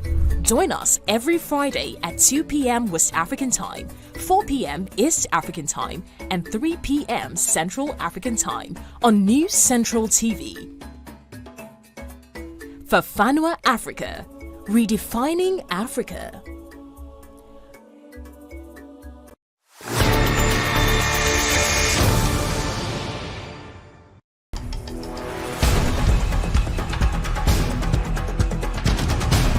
Everywhere across Nigeria, with news coverage driven by the quest for solutions, News Central brings you the stories that matter. Bringing you major headlines and latest developments from the creeks of the Niger Delta, South Nigeria. I am Austin Azu. Live from the Federal Capital Territory, I am Joshua Imarai, bringing you exclusive insights and updates straight from Abuja. Covering the rich cultural heritage and dynamic events of the North, I am Emmanuel Bagudu. Covering the ongoing developments and triumphs of the Northeast, I am Umaru Kirawa, live from Borno. Bringing you stories of growth and resilience from the Southeast, I am Chinwe Ukele. In the intensity of Nigeria's middle belt, I am Chizoba Anyowe, bringing you stories of diversity and latest happenings from Jos. With a dedicated team of reporters across the nation, News Central is empowering viewers to shape the future of their communities. Because your story is our mission. Stay informed, stay connected with News Central, with fearless reporting on what matters most.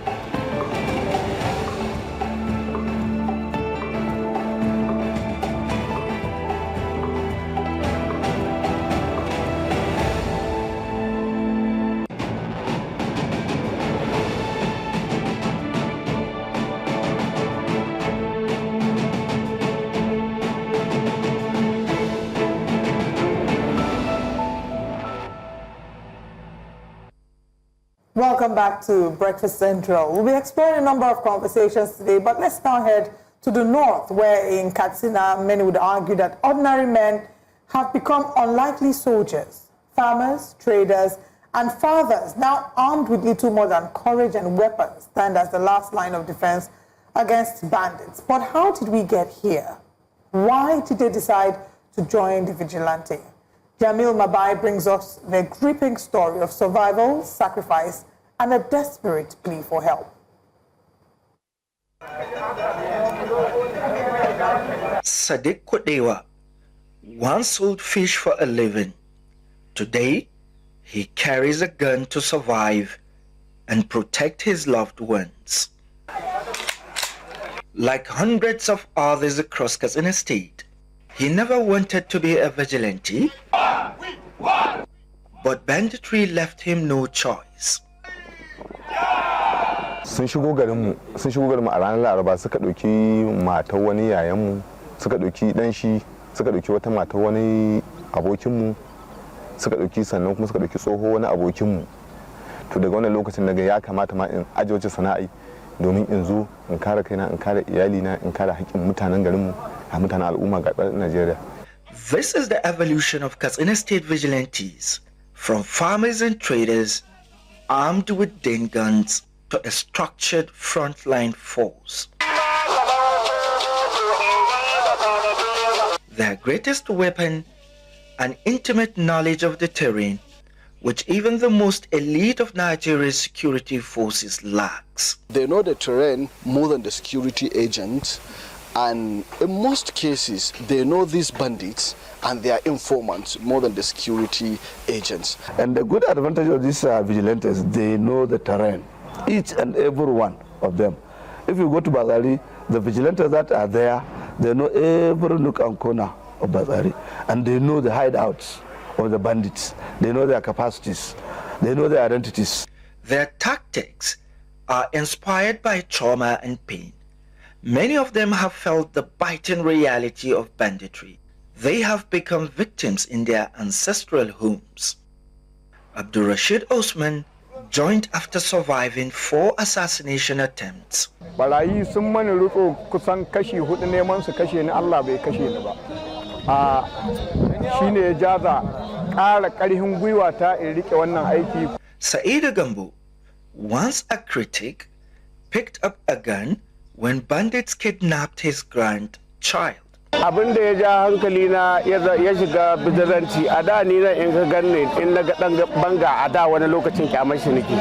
Dalilin shiga ta wannan aiki tun ina jin labari wai sai Allah ya kawo bandit yan iska suka zo a garin mu suka dauki sarkuwata suka dauki jika na suka dauki mata abokina. Their plea is simple. They want real military support. Many of them are farmers, fathers, uncles, all failed by the system. Muna samun koma baya ga sojoji irin yadda duk ba a zato. Saboda dabbobin nan na nan karkara ba na cikin dajin ba suna nan inda suke har yanzu. Kuma mun san inda suke ba mu san inda suke ba. Babban abin da ke ba mu takaici yana ba mu mamaki. Wata sa'a jirgi in ya zo sai ya zanto taimako ne ga su bandit. Idan zai jeho a nan kaya sai dibi wani hilin banza can ya jeho su ya tafiya su. Until the war reaches its end, Katsina Vigilantes say that they will keep fighting. The big question remains, how many more must trade their livelihoods for guns? In Katsina, for News Central, I am Jamil Mabai. Very tough one there, very tough one. I'm seeing people having to join the vigilante group. I think some of the remarks I really took note of was the fact that the villagers had said that these vigilantes do understand the terrain, especially because they live around there. And it begs to mind why we should be looking at state policing, because if you do have people who understand the terrain, they understand every nook and cranny, and they should be able to pinpoint where security should be highlighted from. But it's also sad to hear the stories. I mean, from our reporter there, great job, well done, saying that these ones who never had an interest or an incline to join the vigilante. They were forced to, which is a tragedy because of being victims of banditry. And it also points to the fact that, I mean, the reason why we have this is a system failure.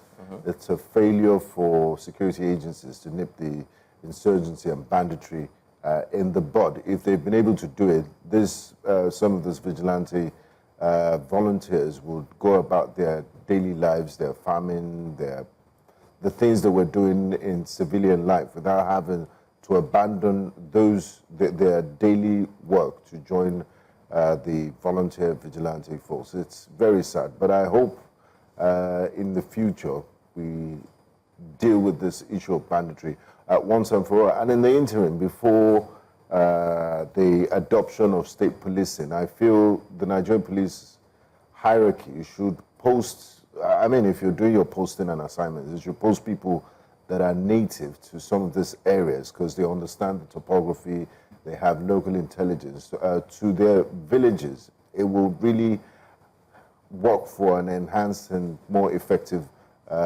intelligence-driven policing. The argument for and against that would be the fact that some of these police officers already have their life and their family settled. So, for example, a police officer from Katsina State, but who is currently working and settled in Lagos State, his wife, his children are here.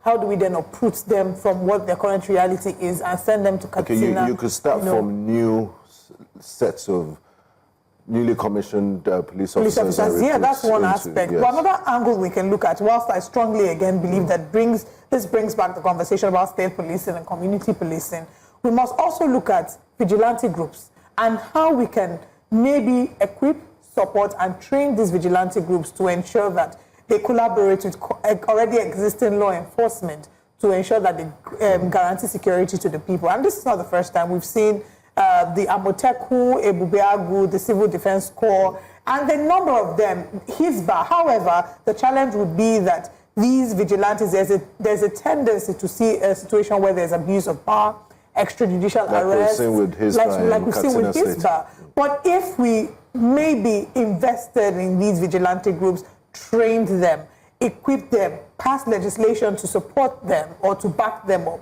maybe, it would be a different, a different kettle of fish, because then there are laws that guide how their actions should play out. There are laws that guide how they do their security, how they make arrests and the likes. But again, our hearts really bleed when we have to talk about these kind of stories, about the realities of everyday Nigerians who have been failed. So therefore, they have taken security into their hands. They're not waiting for the government because, again, they feel like they have been failed, and so they have to provide their own security.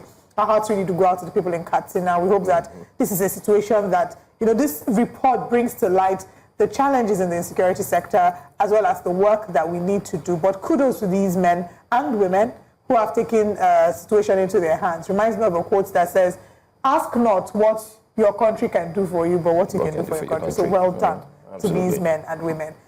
And now let's bring you Which Way Nigeria. As we talk about the challenges in our country, let's talk about fixing them. And we bring you Which Way Nigeria, talking about how we can fix 2025 first.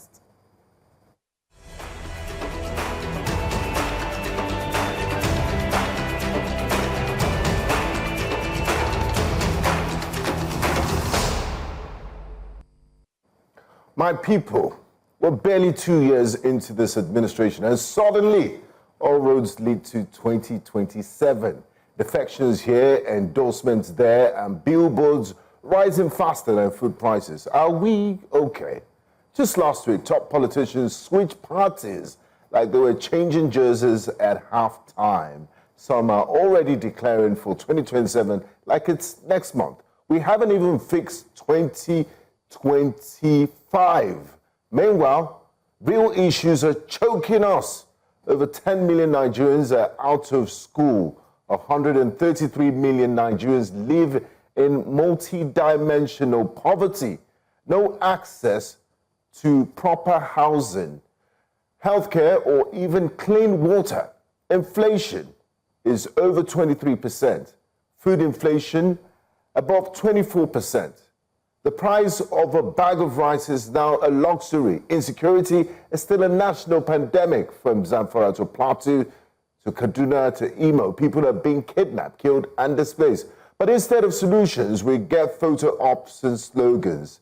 Let me say clearly, we cannot be obsessing over elections when governance is dying. Nigeria is not a campaign ground. It's a country in crisis. A National Assembly, focused on alignment instead of laws. Governors more interested in their next office than the roads, hospitals, and schools falling apart under their watch. We must stop this madness. 2027 will mean nothing if we don't survive 2025. Let's demand leadership, not politicking. Let's insist on action, not ambition. Because if our leaders won't pause their campaigns to fix the present, then maybe, just maybe, they don't deserve a future in power at all. Good morning, Nigerians.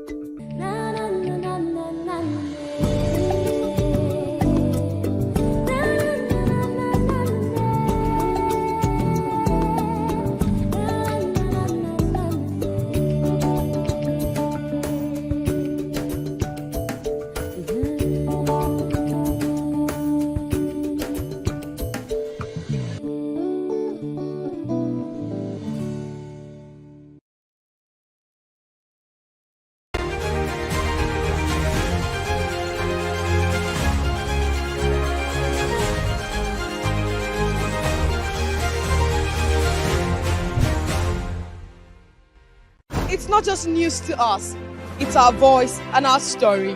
It's our report. How we tell African stories for Africans. With detailed, timely and authentic reports, News Central is your home for true news and African stories. I am Omolola Ololade. This is News Central. Africa needs its own storytellers, people who understand the continent because they're from it. People who know that news is more than just a conversation starter, it's our stories.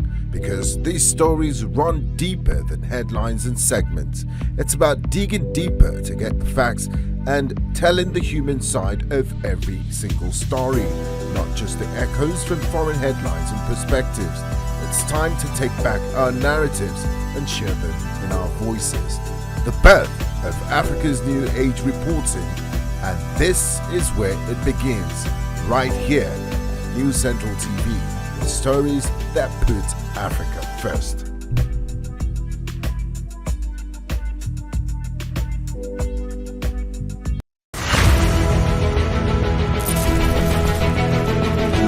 The emotions are high, people are angry, people are in tears. I notice.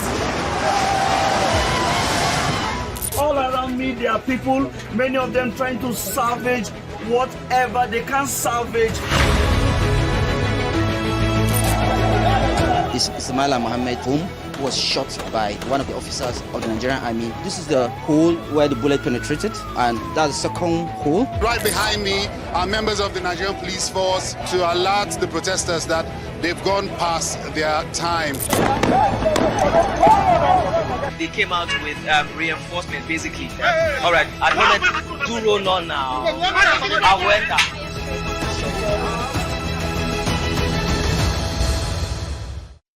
Difference as a journalist, because when you speak to the situation or the people affected, that's when you get the full story. And so we go all out. The protest was ongoing and it was peaceful across the plains for real-time stories. And it was the longest bridge until the 6th of October bridge was completed in Cairo, Egypt. Knee on knee. This is News Central.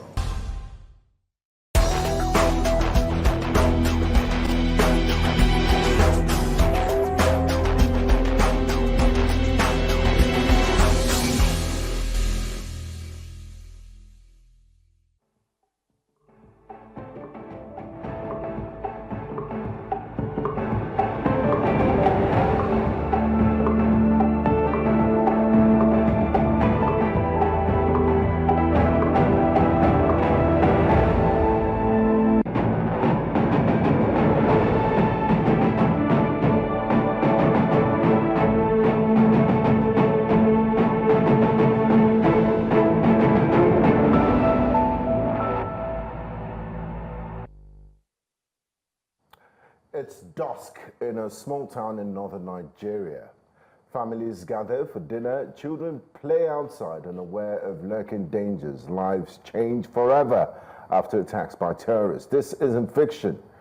This is the reality of thousands living under the shadow of insecurity in northern Nigeria. For them, safety isn't just a word, it's survival. All over the weekend, we saw a high-profile meeting between northern governors and traditional rulers as they discussed insecurity and other issues affecting the region.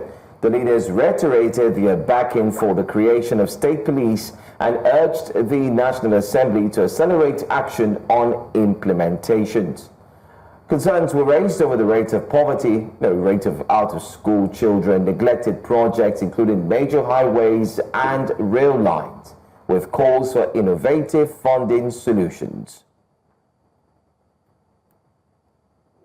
In spite of our best efforts so far, either as individual state governments or a collective, we cannot overemphasize the critical need to once again address pointedly the twin scourges of poverty and insecurity across the states in the north. Our region once revered as for its rich culture, agricultural abundance, and resilience, now bears the heaviest burden of economic deprivation and violent arrest.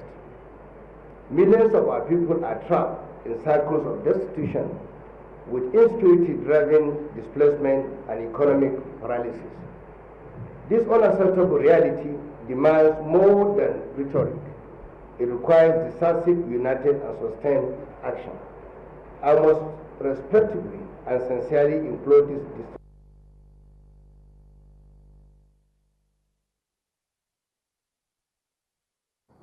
Well, joining us to look at this is one who has been following this entire process very closely. We do have News Central's head of research and digital news editor Abdul Latif, who joins us here this morning. I mean, we followed this all through, seeing that the northern states are indeed truly battling with this challenge of insecurity back and forth.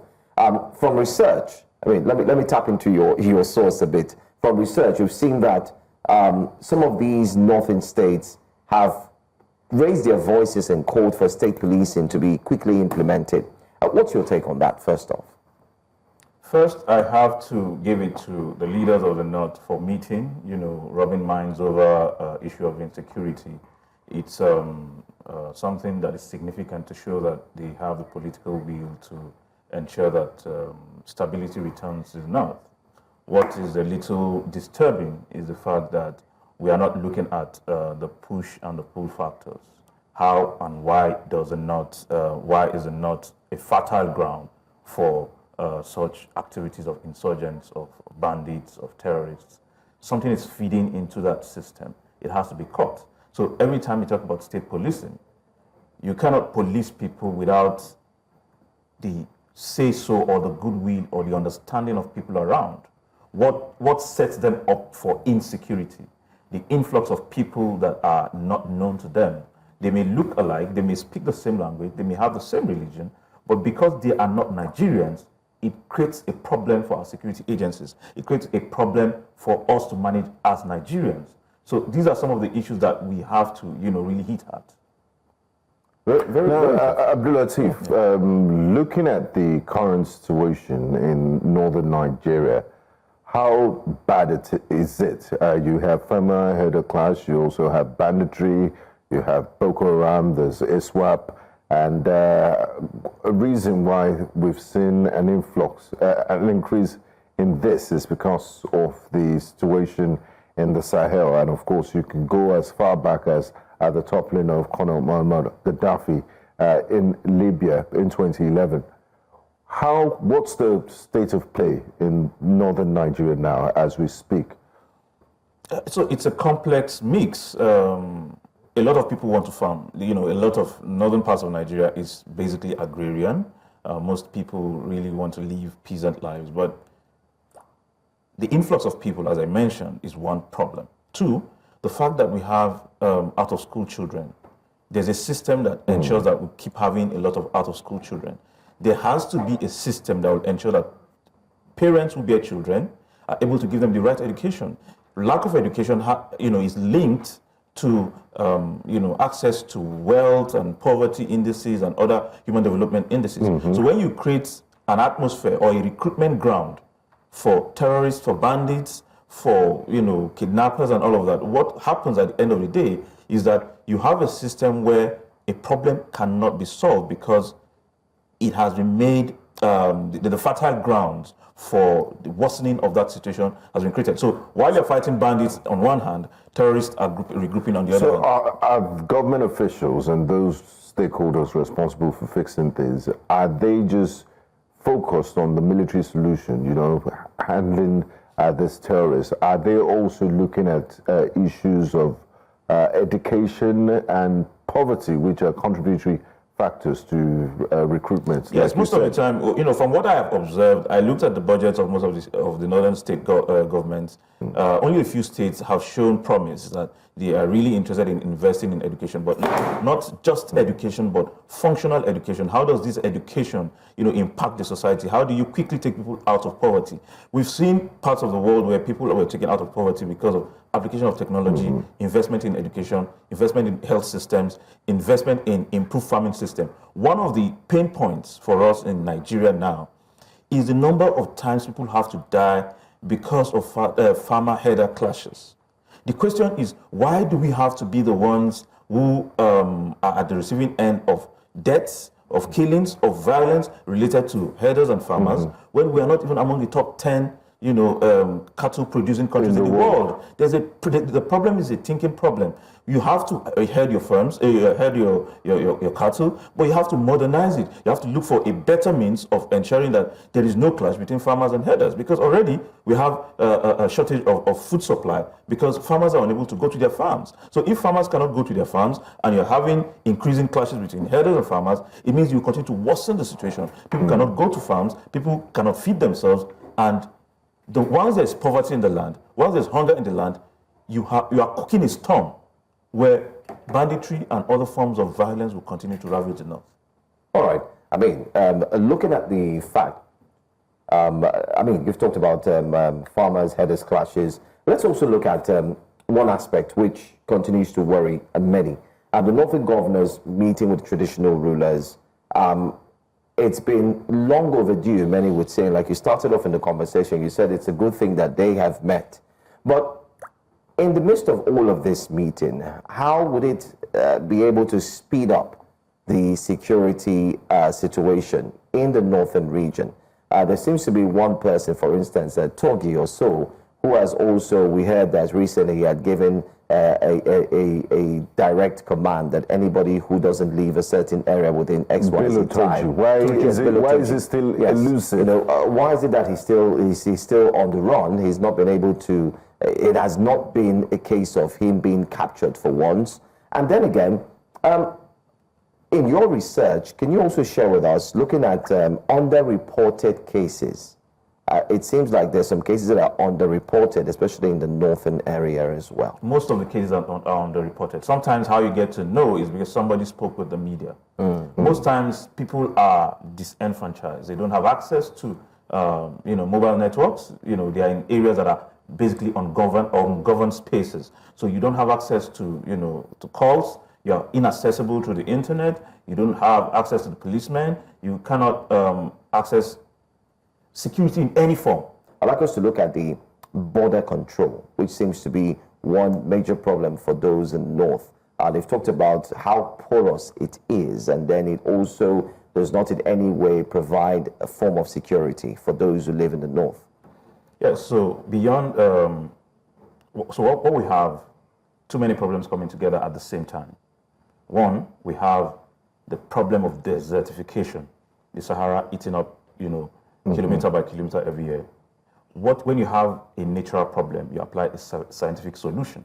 If you have desertification affecting most northern states, it is not for you to allow livestock to keep coming down south. It is for you to arrest it scientifically, grow trees, create systems that will ensure that there's supply of water, irrigation farming, advanced systems of ensuring that there's some improved environmental systems to ensure that you don't have the damaging effect of the climate change.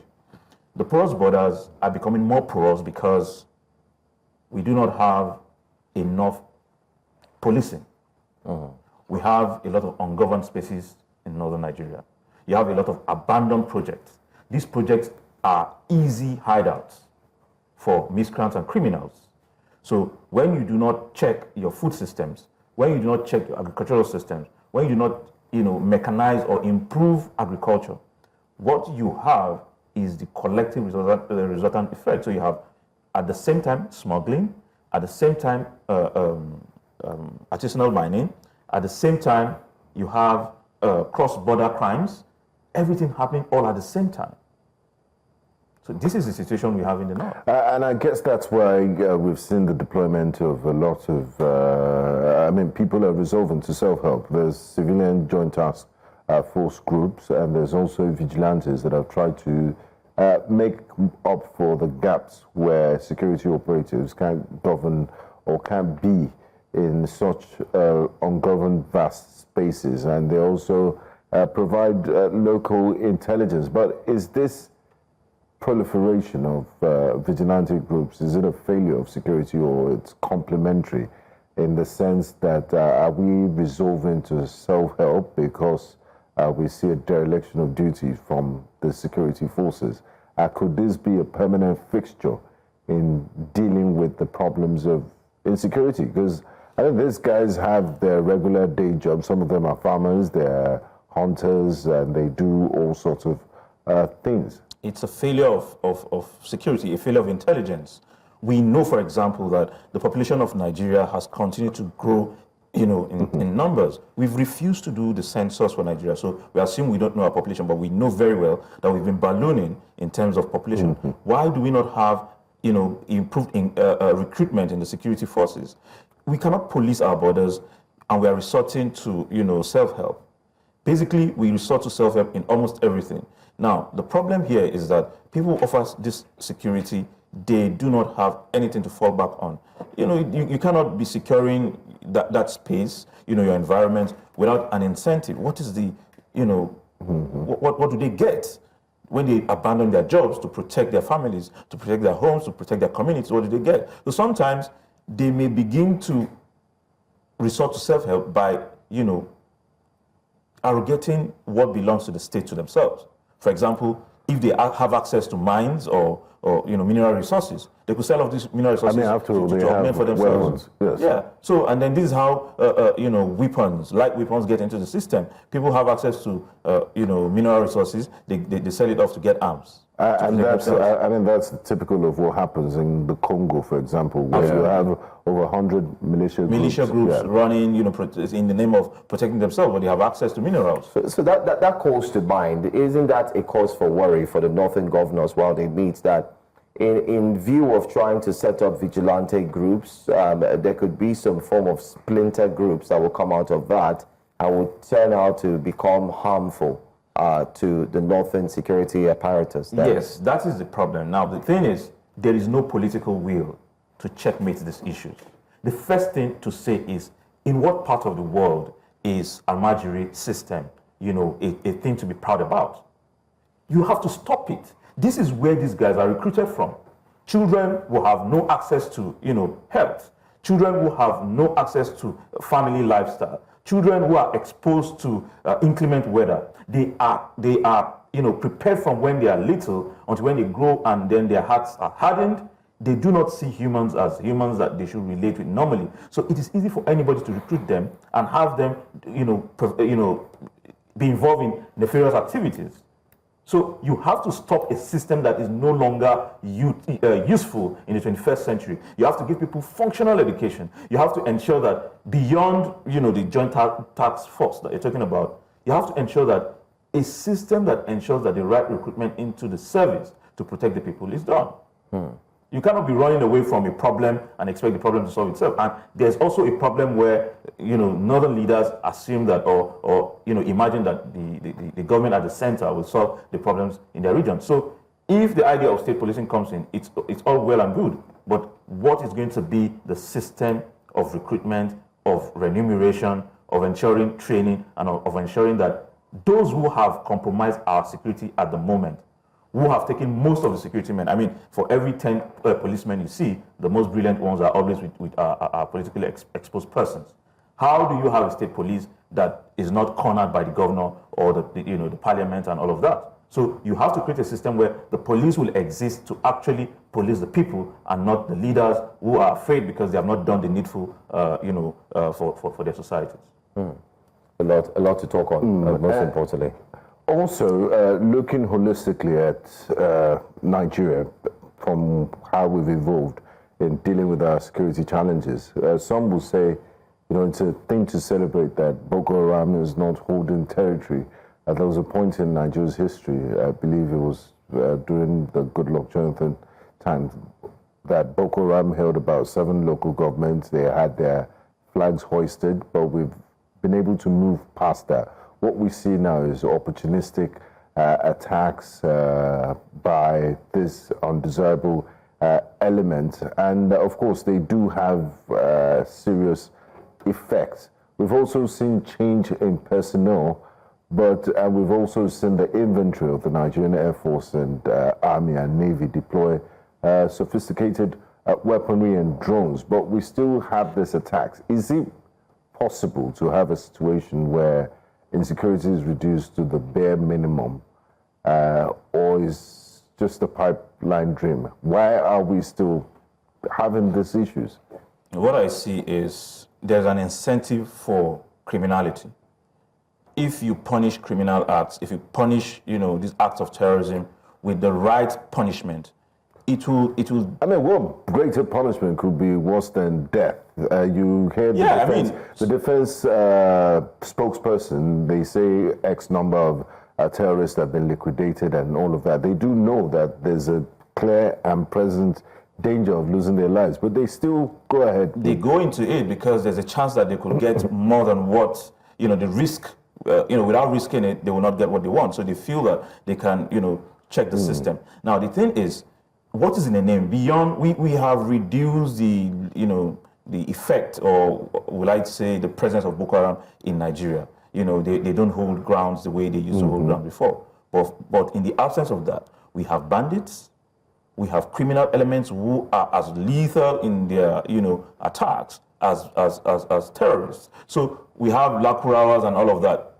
What does it matter? So it is not the name, these elements are called. It is the punishment. How heavy are we on them? Why are these guys not finding places like Ghana and Cote d'Ivoire, more interesting? Why do they find Nigeria more, interesting place to come and hide themselves? You wouldn't say because Nigeria is a vast, country that is not easy to police. That is not enough. There has to be something driving it. There has to be something feeding into their recruitment system. There has to be something feeding into their arms supply system. There has to be something feeding into even their food system, because without them being fed, they cannot survive. They cannot fight, a nation. So we have huge budgets for security, but who supplies them with theirs? So we have to be able to intercept them. Well, great conversation. I'm sure if we go deeper, we'll get more details, especially on what the results would be like from the Northern governors who have met. I want to say thank you so much, News Central's Head of Research, Digital News Editor, Latif Ahmed, for joining us here on Breakfast Central. Thank you. Thank you very much. Thanks. All right, we'll go on a break. When we come back, it's time for you to feel free to call the phone number you would find on your screen when we return, because we'll be taking a look at the front pages to see what the newspapers are saying. Stay with us on Breakfast Central.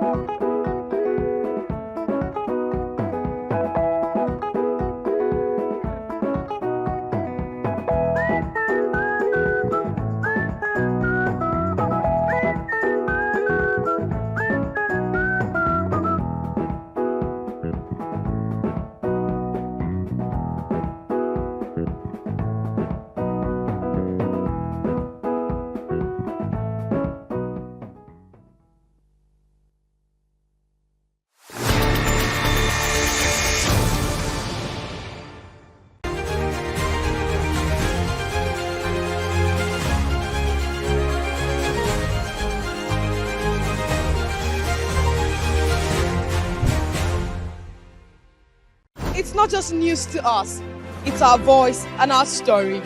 It's our report. How we tell African stories for Africans. With detailed, timely and authentic reports, News Central is your home for true news and African stories. I am Omolola Ololade. This is News Central.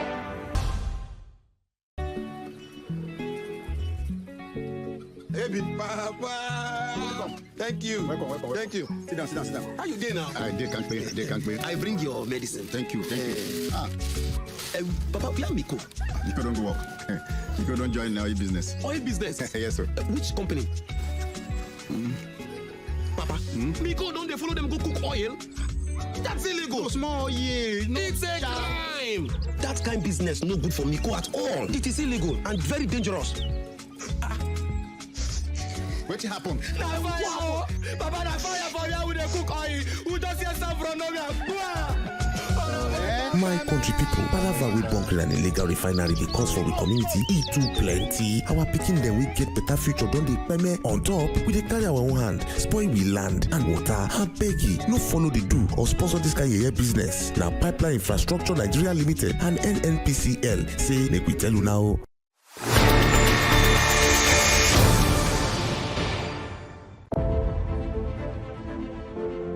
I am Sunny Irabo, and I have something special for you. Join me every week for thought-provoking conversations with Africa's most influential leaders and change makers from diverse sectors. The solution to this is not about begging for food or giving food away. The solution is for Africa to have a bowl in hand, not to beg, but to put seed in those bowls and grow its own food. Together, we'll explore innovative solutions to the continent's most pressing challenges, from social commentary to politics, the economy, health, family, and lifestyle.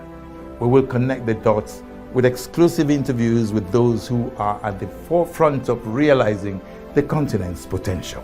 Expect fresh, interesting, and engaging interviews on the issues that not only matter to us, but that affect Africa and Africans. Sunny Irabo live on News Central.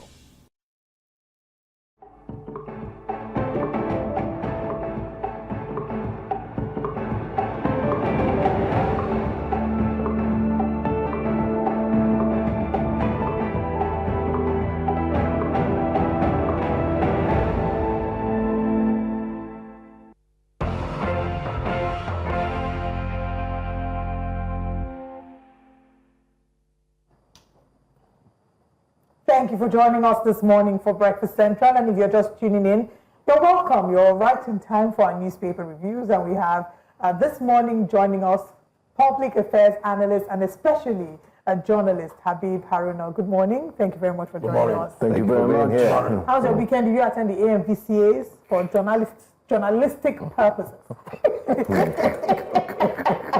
I was looking around for your pictures because I knew that if you had gone there, you would have finished the red carpet. Dazzled there. Okay, yes. Okay, please endeavor that next year to show up, sir. Oh, yeah. All right, let's now head into the papers this morning. The Punch newspaper is our first paper this morning. On the front page of the Punch, we have the big story there. Rivers emergency rule. Federal government taps ex-AGF, 11 SANs as Supreme Court battle looms. At the rider, the Supreme Court may release hearing dates today. PDP governor's legal team prepares as AGF says governor's forum lacks local standard. Interesting. NCAA under fire after plane strikes antelope on taxiway. Aida Tiwa Makinde Bamidele salute Afenifere leader Fashoranti at 99. Federal government states add 57 trillion naira to debt in 18 months. PDP installs new Board of Trustee members as governors map party direction. Federal government makes U-turn, endorses Senate Security Summit. Why Jonathan won't run against Tinubu in 2027, our former First Lady, Patience Jonathan, says. I'm not desperate to return, as Rivers Governor Fubara says. Let's start with PDP installing so many juicy stories. But I'd like us to start with PDP installing new Board of Trustee members as governors map party direction. We heard that they had a meeting, Yesomike, graced the meeting. Do you think that they're on course to revitalizing the party and sort of redefining the party structure? I'm not particularly impressed with the people that were there yesterday. It's as if they are just deceiving Nigerians. Wike, former governor of Abia, now governor of Benue, were at the meeting. And I don't know. I don't see anything good coming out of that meeting. But is it in terms of the personalities involved? In terms of the personality, in terms of the issues, in terms of the body language of the principal characters at that meeting, I don't see anything good coming out of it. Well, I want to hope that maybe something good will come out of it. But for a party that has been in crisis, for a party that has been in existential crisis, I think it will be difficult for us to conclude based on the personnel, the personalities that were at the meeting yesterday. They can arrive at something. Some describe it as last-ditch effort to save a drowning party. But I'm just hopeful, but I'm not too sure. You're not too excited. I'm not too excited. The Governors Forum had set up Senate President Bukola Saraki as the leader of the Reconciliation Committee to address the internal crisis within the party. Can you speak about maybe his ability to steer this committee? Do you maybe have faith in the person of the Senate President, the former Senate President? I respect the guy, Daddy Boy, the son of Nigeria's former Senate leader, Bukola Saraki. Bukola Saraki has been very consistent. We rank as one of the best Senate presidents in this country. He won on the platform of the APC. He went there and he was very, very vibrant, but very effective, not in fighting, but in checkmating the excesses of the executive. He was not allowed to continue. He lost election, he even lost in Kwara State. But if you look at the way he has been going up and down, it's politicking in the past few years. I have enough confidence. It's been statesman. I have enough confidence. No, even though nothing came out of the one set up by the former governor of Abia State, nothing came out of it. But this time around, I think that it's semblance of seriousness. And I think Saraki can be trusted to do something, waking up the party. All right. To animate some of the structures in it and to make them work. Okay, let's go again to the other story on the front page. Why Jonathan won't run against Tinubu in 2027, according to the wife of ex-president Goodluck Ebele Jonathan. She says that rather than contest, her family will campaign for Tinubu's re-election because Tinubu and his wife, Oluremi, supported Jonathan's 2011 presidential bid. That's what the Punch papers. I think what naturally will come to your mind is what will be the reaction of the president, former president, Jonathan. I'm not sure Jonathan has appointed his wife. That's a spokesperson. Yes. Yeah. So in what capacity? So in what capacity is she talking? Is she speaking? What he said to me was ideal. Anyway, in 2011, I was no longer a political editor. I was a group news editor. And we knew what happened. Tinubu supported President Jonathan totally.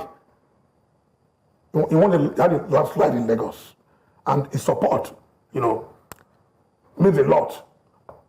Was largely responsible for Jonathan's ascendancy as the president. So I don't know the discussion that the former First Lady, Patience, who is very, very, very emphatic, who does not miss words, and many people know her mind. I don't know what they've had, but I think there's nothing bad in it. There's nothing bad in it. Because there have been rumors before now that Jonathan will be some of the credible people that can challenge Tinubu. Because the way and manner Jonathan led government gave a lot of credibility, both internally and externally. So he has a lot of support. So people are thinking that maybe a PDP that decided to wake up may use him as their flag bearer. But what Uduman said yesterday, lay all those things to rest.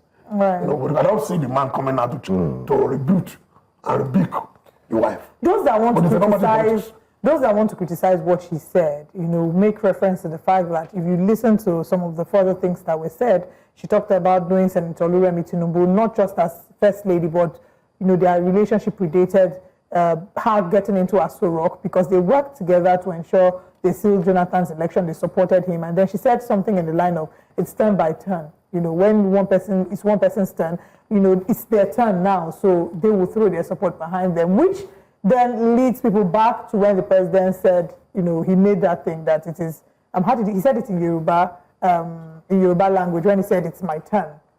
So should remind me.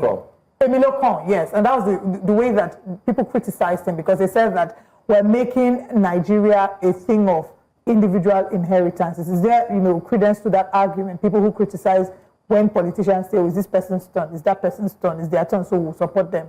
They try to be somebody else's turn. But based on where we're coming from, and based on the embryonic nature of our democracy, they're not dividing zoning these things to different regions.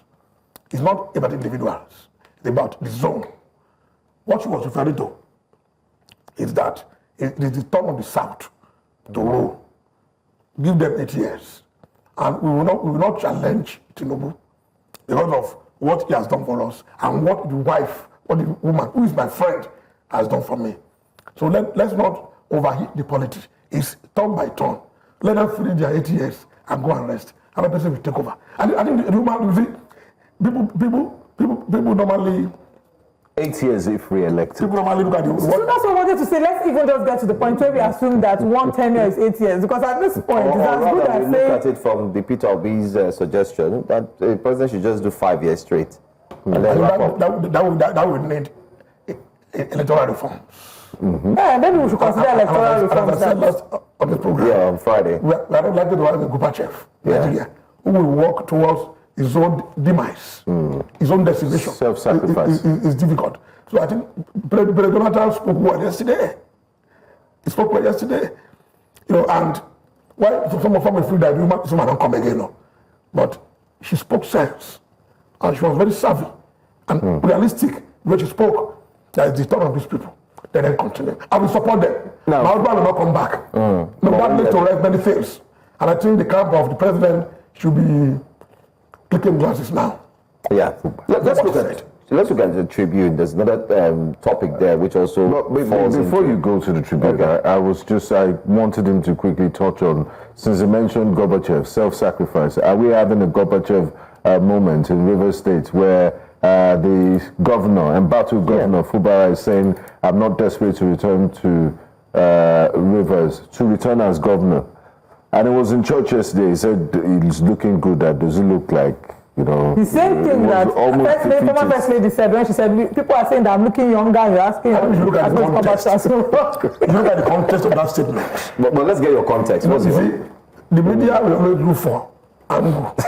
No, he said it. There's no angle here. Can our producers play the video? I'm talking about the senior journalist. Okay. Let our producers play the video. As a news editor, I will tell my reporter which angle are you using. What's the best angle? I mean, he said yesterday. Yeah. It was looking good, But I'm not too desperate, is what he said. Not that he's no longer interested. Look, don't know Fubara. Okay, let's take a second to listen to that video of Governor Fubara in church yesterday. Let's examine the body language and the context of everything he said, and then we'll come back and analyze this.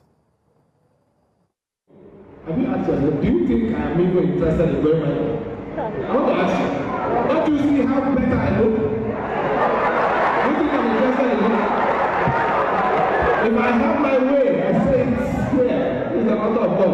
I don't wish going back there. My spirit has left that place, not to go. If I had my way, he said, he would not wish to go back there. Oh, it's a contest. Well, he said many things. What do you think the context was saying that from? Pick it from there. Okay. Pick what he was saying implicitly, not explicitly. Okay. Is that I'm not too desperate to go back there. You can see that I'm not looking too bad. I'm enjoying myself, but I'm working for you people. But left for me, I'm not in order to go back there. So you don't think that his spirit is broken? No. I don't think so. I think the mood of the country, most Nigerians support Fubara. Very true. That is a fact. And he knows that. So I think his handlers are also doing a good job. He's not talking too much. Yeah. He spoke in the church. Yeah. Let it rest that way. You have made your point. Even though you shouldn't have said that. People that are working for him may be discouraged. Just like you said this morning. So you need to be very careful the way he speaks. But based on what he said is that what he said was, I'm not too desperate to go back there. Okay, let's now move to the Nigerian Tribune, Benga. Let's take the stories on the front page of the Nigerian Tribune. I think the one that I'd like for us to look at is what we have on the front page of Nigerian Tribune, which indeed causes a little worry for me. Cancer before age 50 increasing in Nigeria. Experts raise alarm. Cancer increasing before age 50. Experts are raising alarm. That's a good one to look into. But I'd like us to focus on this one. It says, unease over INEC's delay to conduct by-election in 12 states. 2 Senate seats, 5 rep seats, 9 state constituencies affected. So INEC's delay in conducting by-election in 12 states is also becoming a cause for worry, especially for many who are looking into it. And then the big one, which, I mean, we can also look at this. It says, Obi, how Nigeria can become beacon of hope for Africa, blames setback on incompetent, uncommitted leadership. I mean, we've seen Mr. Peter Obi talk about leadership for as long as God knows when. And that is what an opposition leader should be doing. Obi is an opposition leader. Obi's duty, for now, his permanent duty should be how to make sure that those in power are not sleeping. Is to make sure that he offers alternative to what the government in power is doing. And the media, be social and mainstream media, is giving Obi that platform to make noise, to correct these people when they are going wrong. So I think it's okay. You know, but at the same time, it should always come out with facts. Facts. We got have money at a very short distance. Yeah. You know, and I can tell you, the man is obviously a good man. But it's one thing to be in government. It's harder to be outside government. If you're not outside government, it's very easy to talk. Gentlemen and ladies, it's very easy to talk. But when you are there, and the reality, yeah, face to face with reality, you'll be singing different tunes, you know. But I think a Peter will be in the political terrain, in the political space, is very vital. Because you have to be vigilant. Vigilance is what you pay for. It's the price for them of freedom and democracy. So by giving Obi that platform to talk, and whether they like it or not, people in government will listen to him. That's what we saw yesterday, last week.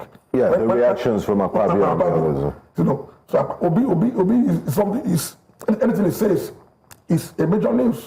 And I would say that in the history of, 26 years of our uninterrupted democracy, we've not had an opposition leader that, from the end of the last election, has been consistent in dealing with policy issues and criticizing government up until what we normally get is a penultimate year before a general election, they come out. No, why do I think that is possible? Because Obi is financially independent. Obi is first and foremost a businessman. Yeah. So you have the resources to play with. If Obi was a normal politician, a normal political jobber, Obi would not have the resources to go around. You know, today is in Rome to mourn the late Pope. The next day he went to US, University of Oxford University. Yes. So the other day is in Egypt. The other way he go to Jos, he must refuse entry into Benue State. You know, those are the things because he has the resources, my dear brother. Then again, Obi has the personality that is very charismatic and amiable. And he has a lot of followers in the social media. These are people pushing him. So I think an Obi is very important. An Obi is something that we need as an ingredient to make a democracy work. It's very, very, very, very important. Whether they like it or not, anything he says, people will listen. It's putting the government of the day in check. It's very, very good for our future, our democracy. Very interesting. Let's look at our final paper. Don't forget you can also be part of it by calling in. The phone number is right there on the screen. We'd like you to react to either of the stories that we're taking. Right. Daily Trust. Ganduje under fire over one party state comment. Over the weekend, I was opportune to also stumble on that article and read through. The national chairman of the All Progressives Congress, also a former governor, Mr. Ganduje, came out to say that there's nothing wrong in Nigeria heading for a one-party state. This followed the situation where two former PDP members, I think in Kebbi State or so, were moving back to the APC, and he took them single-handedly to the president and said he presented them to him. While he made that statement, he also highlighted what's happening in China and said there's nothing wrong that, Nigeria it's one of the strongest countries in the world, and that they have a one-party state. China a democracy? However, Ohaneze Afenifere, MPP, and others told him that he shouldn't make such statements in a democratic setting. Exactly. There was a gentleman who was former chairman of PDP, national chairman of PDP, Vincent Ogbulafo. Ogbulafo was also boisterous. Was also very in district, talk anyhow, because his party was in power. And he told the whole world but the PDP will rule for 60 years. Maybe I should ask you where the man is now. No, we don't know. Have they ruled for 60 years? No. They've not. So it's unfortunate that Igadoje and still another probe of corruption by FCC. Is the FCC aware? FCC are even Kano State. And Igadoje that is a PhD holder in UI. Then the PhD from UI would not be too circumspect, would be so unpragmatic. Yes, people are joining your party. They have the right to do so. Most of them are opportunists. We know that. You know, yes, you can't be crying without doing so because it's your party. Yes, naturally, it's normal. But don't endorse it. Absolutely. No, you can endorse it. But if you are the one who endorse it, I will endorse it, I'm the one. But don't tell us, don't deodorize us that Nigeria should be a one-party state, using the example of China. Basically, it's also saying there is no freedom, for God's sake. They should tell Gandhi in China. If you give me a visa to China, everything we are paid, I will tell you, thank you.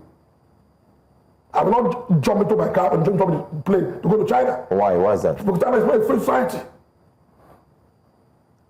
My first time in the US was 2001, courtesy of US government. In fact, I need to quote some things. Since then, what I imbibed in my 3-month stay of fellowship in the US till today is still with me. It's a free society. People should be free. In China, they're not free. They have money, yes, you know. The system is closed, but the economy is open. Open, yeah. How do you suppose that? The freedom in America too, you use it loosely because, you know, I mean, it's just debatable. to further buttress the fact you're pushing forward. It says, a one-party state is not by force, it's by negotiation. It's because other political parties see the effect of the positive governance of our party. If they decide to come to our party willingly, I think there is nothing wrong with that. Then he makes reference to China. Then I'll come back to quote something else. He says, we're not saying we're working for a one-party system, but if this is the wish of Nigerians, we cannot quarrel with that. You know, they say, too many cooks spoil the soup. Too many political parties spoil governance. You know, for example, now, just like our earlier conversation on what happened in River State. Yeah. You know, this man too said many things. But they only removed that aspect, one-party state. So if you want to look at this with the context of where he was going and when he said it and where he said it. Yeah. So we have to be very careful in all these things. But in any context, I think he goofed. We're not quoted as of context. He goofed. I agree with that. You know, as the chairman of a major political party in Nigeria, the ruling party, former governor of a state, a major beneficiary, major beneficiary of this democratic project, I think Ganduje should be more careful in the way he speaks. So it won't be raising tension in the polity. The man said it before, Obulafo. People rule for 60 years. I don't rule for 60 years. So the only way they can rule forever is if APC provide Nigerians with good governance. All right. Take up their welfare, they can rule forever. Nigeria will not mind. But if there is no good governance, if there is huge unemployment, if bandits and terrorists are rampaging the country, and the economy is not doing so well, it will be difficult for Ganduje to be proposing and theorizing what is putting forward. All right. I don't want us to miss this story as well on the front page. Still on the Daily Trust newspaper, arms worth trillions of naira in Boko Haram's hands, according to a House of Rep member. That's Yusuf Gaki. He's the APC. He's in the APC Plateau State. He, of course, alleged that arms, really, millions of trillions of naira in Boko Haram's hands. But I want us to look at the stats here. Recent Boko Haram attacks on military formations in Borno and Yobe State. 24th of March 2025, we can see 20 soldiers killed, anti-aircraft weapons, guns, rifles, others looted in Benue State. The very next day, March 25th, Boko Haram terrorists attacked and dislodged troops under 120 Task Force Battalion in Yobe State. Boko Haram terrorists attacked and killed 4 soldiers at the military location near Sabongeri in Damboa local government area, Borno State. So this was in one-day interval. Then come to 3rd of May. Terrorists killed 4 soldiers, looted infantry weapons and MRAPs and others in Abia State, I believe. That's not very clear, so I can't see the writings. 7th of May 2025, Army captain and soldier killed by Boko Haram terrorists and insurgents during midnight attack community in Goza, Borno State. So link this to the House of Reps member raising the alarm about the trillions of naira in their, in their possession, and it's screaming trouble. We should be concerned. I don't know, it really gives me cause for concern. Just made my day, what you just read. It made my day, absolutely. And I was thinking and hoping that our leaders, our policymakers are watching this program, to listen to what we have just read out on the newspaper. There are two key things.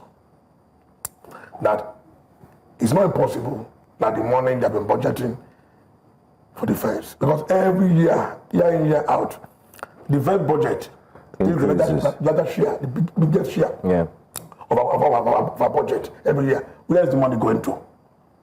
The money that the National Assembly appropriates for the fight against terrorism and banditry, where is the money going to? That is one. Two, our intelligence, it appears, is very, very pure. Very poor in the sense that people have been saying that it's impossible that these people, they've infiltrated the military and intelligence agency. Because how are you going to convince me that these people just have easy access to our armory, to our barracks, without getting information from within? That's why I said I am very happy that you are laying out all these things. And you see, another point to note is that there are reports in the media that Dubai, UAE, gave Nigerians names of sponsors.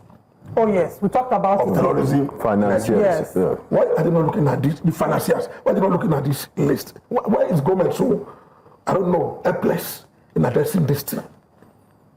Are we going to be at the mercy of these people? Why is the government so incapable? I don't know. Who are they protecting? Maybe I need to be educated by military expert. Who are they protecting? I don't think some non-state actors should be more powerful than the government. So I think the government should do the right thing. Come out and address these issues that you have just raised, and that was also raised by that. And I must really applaud, this House of Rep member. Yeah. He's said here, he talked about calling different departments, agents, and parastatals that are fighting security to come and account for the negligence on their own part. He said, and I quote, that we are moving to a level where Nigerians will fight us the way they fight criminals and Boko Haram. If action is not taken, Nigerians will take their destinies into their own hands. And we already see that happening. It's happening Earlier today, we had the report, one of our reporters in Katsina State brought reports of these people who have had their families taken, from them. They've now become vigilantes, right? But there's only so much they can do to protect themselves with their insufficient weaponry to combat these terrorists who have specialized, specialized weapons. So the quality of weapons that these people wield, you wonder, where did they get them from? How did they get the access to this? Which then comes back to, again, the conversation about funding. And how we're funding terrorism. They are funding, how they're getting the money power borders, and at the same time, one thing you should not forget is that ask yourself why there are no bandits in Kano. In Kano. I was in Kano for 7 years. These people will only operate where they can hide. On vast ungoverned spaces. Pardon? Vast ungoverned spaces. They cannot hide in Kano. They cannot hide in some states, like Sokoto, for example, and some states in the north. In Bauchi, for example. There's a committee in Bauchi that when they came out for them, those guys came out to fight. Though they lost some people, but since then, those guys never came back. So we need to look at all these things, but more importantly is the fact that it is the responsibility and duty of the federal government to protect Nigerians, and they need to do more. They need to do more. Just to quickly check that about insecurity in Kano, I do believe that there are situations where there are bandits in Kano State. In the year 2000, that was a long time ago, when I went, and even in recent reports, you see them are asking for, insecurity, for security to be prioritized. I specifically almost witnessed there was a near miss in 2000 when I traveled, you know, and they have been arrested in March this year in Kano State, of bandits in Kano State. But they don't have, their party is not consistent. They don't have that base like they have in Niger, and they have in Zamfara, and they have in Plateau. What is driven them there is, look at the resources. The mining industry in the Zamfara is driving them. The mining industry in Niger is doing that. The resources, mineral resources in Plateau, is inducing them to partake in this banditry attacks. But the government has the power. They should not be helpless in the face of this assault. They should face them squarely and deal with them and their sponsors. As we look set to wrap up, I mean, there are also concerns. Looking at this, I mean, the House of Rep member, if you're opportune to see the video, he also made some very critical analysis of the insecurity going on in the north. He also mentioned that these bandits are using drone technologies to carry out their nefarious acts. These, equipment that the military themselves do not have. He made these points. He said he wonders where they got it from. And that kind of takes us back. I mean, looking at the papers, having reviewed the papers every now and then, a former governor of Edo State, of course a comrade, had also come out to say that the government should also look into the fact that there is a place somewhere in the north where people come in and take our natural resources and live. I'm talking about former Governor Adams Shumole. And all of these things, yet there seems to be no response from the federal government. Maybe they know what I don't know. They should have more information, they should have more intelligence, But the fact is that when it bleeds, it leads. When people are dying, Nigerians will raise concern. We express reservation, But the picture this anchor woman just painted is not a good one for all of us. I'm telling you, it's scary. When you were reading those things, I was just checking it. I said, this country, is it because you're in Lagos? But the authorities won't be happy with the editors at Daily Trust. They say they always do that. They always come out with the data. And our friends at SBM Intelligence always, I think that's another thing we have to focus on here, especially bringing one of the SBM Intelligence representatives to here, because they always do detailed security analysis and reports. And the reports are not good. We just had our researcher who left here, who joined us earlier on. And he also said the same thing of how porous the north is and how very, very, dangerous it is. Just before we go, in the next 30 seconds to 1 minute, there was a story we left out. Who's to blame? NCAA, the Ministry of Aviation and Aerospace, NEMET. What is an antelope doing on a runway? Not bird strike. I mean, you bird strike, you understand, but antelope strike. The team was killed. So NCAA on the fire after plane strikes antelope. How did the antelope escape to the runway? Too many things to consider, and there's one big story that we didn't touch today, which we'll touch tomorrow. It's the biggest story on the front page of the Punch newspaper. Federal government taps ex-AGF 11 SCNs as Supreme Court battle looms. This is, of course, making reference to Rivers State regarding the PDP governors that took the federal government to court. The Supreme Court may release hearing today, release judgment, or release hearing dates today, and I'm sure that that's a conversation that will continue to follow up here. Also, tomorrow we must talk about this antelope issue. It reminds me of Orlando song, "Oh Kangaroo."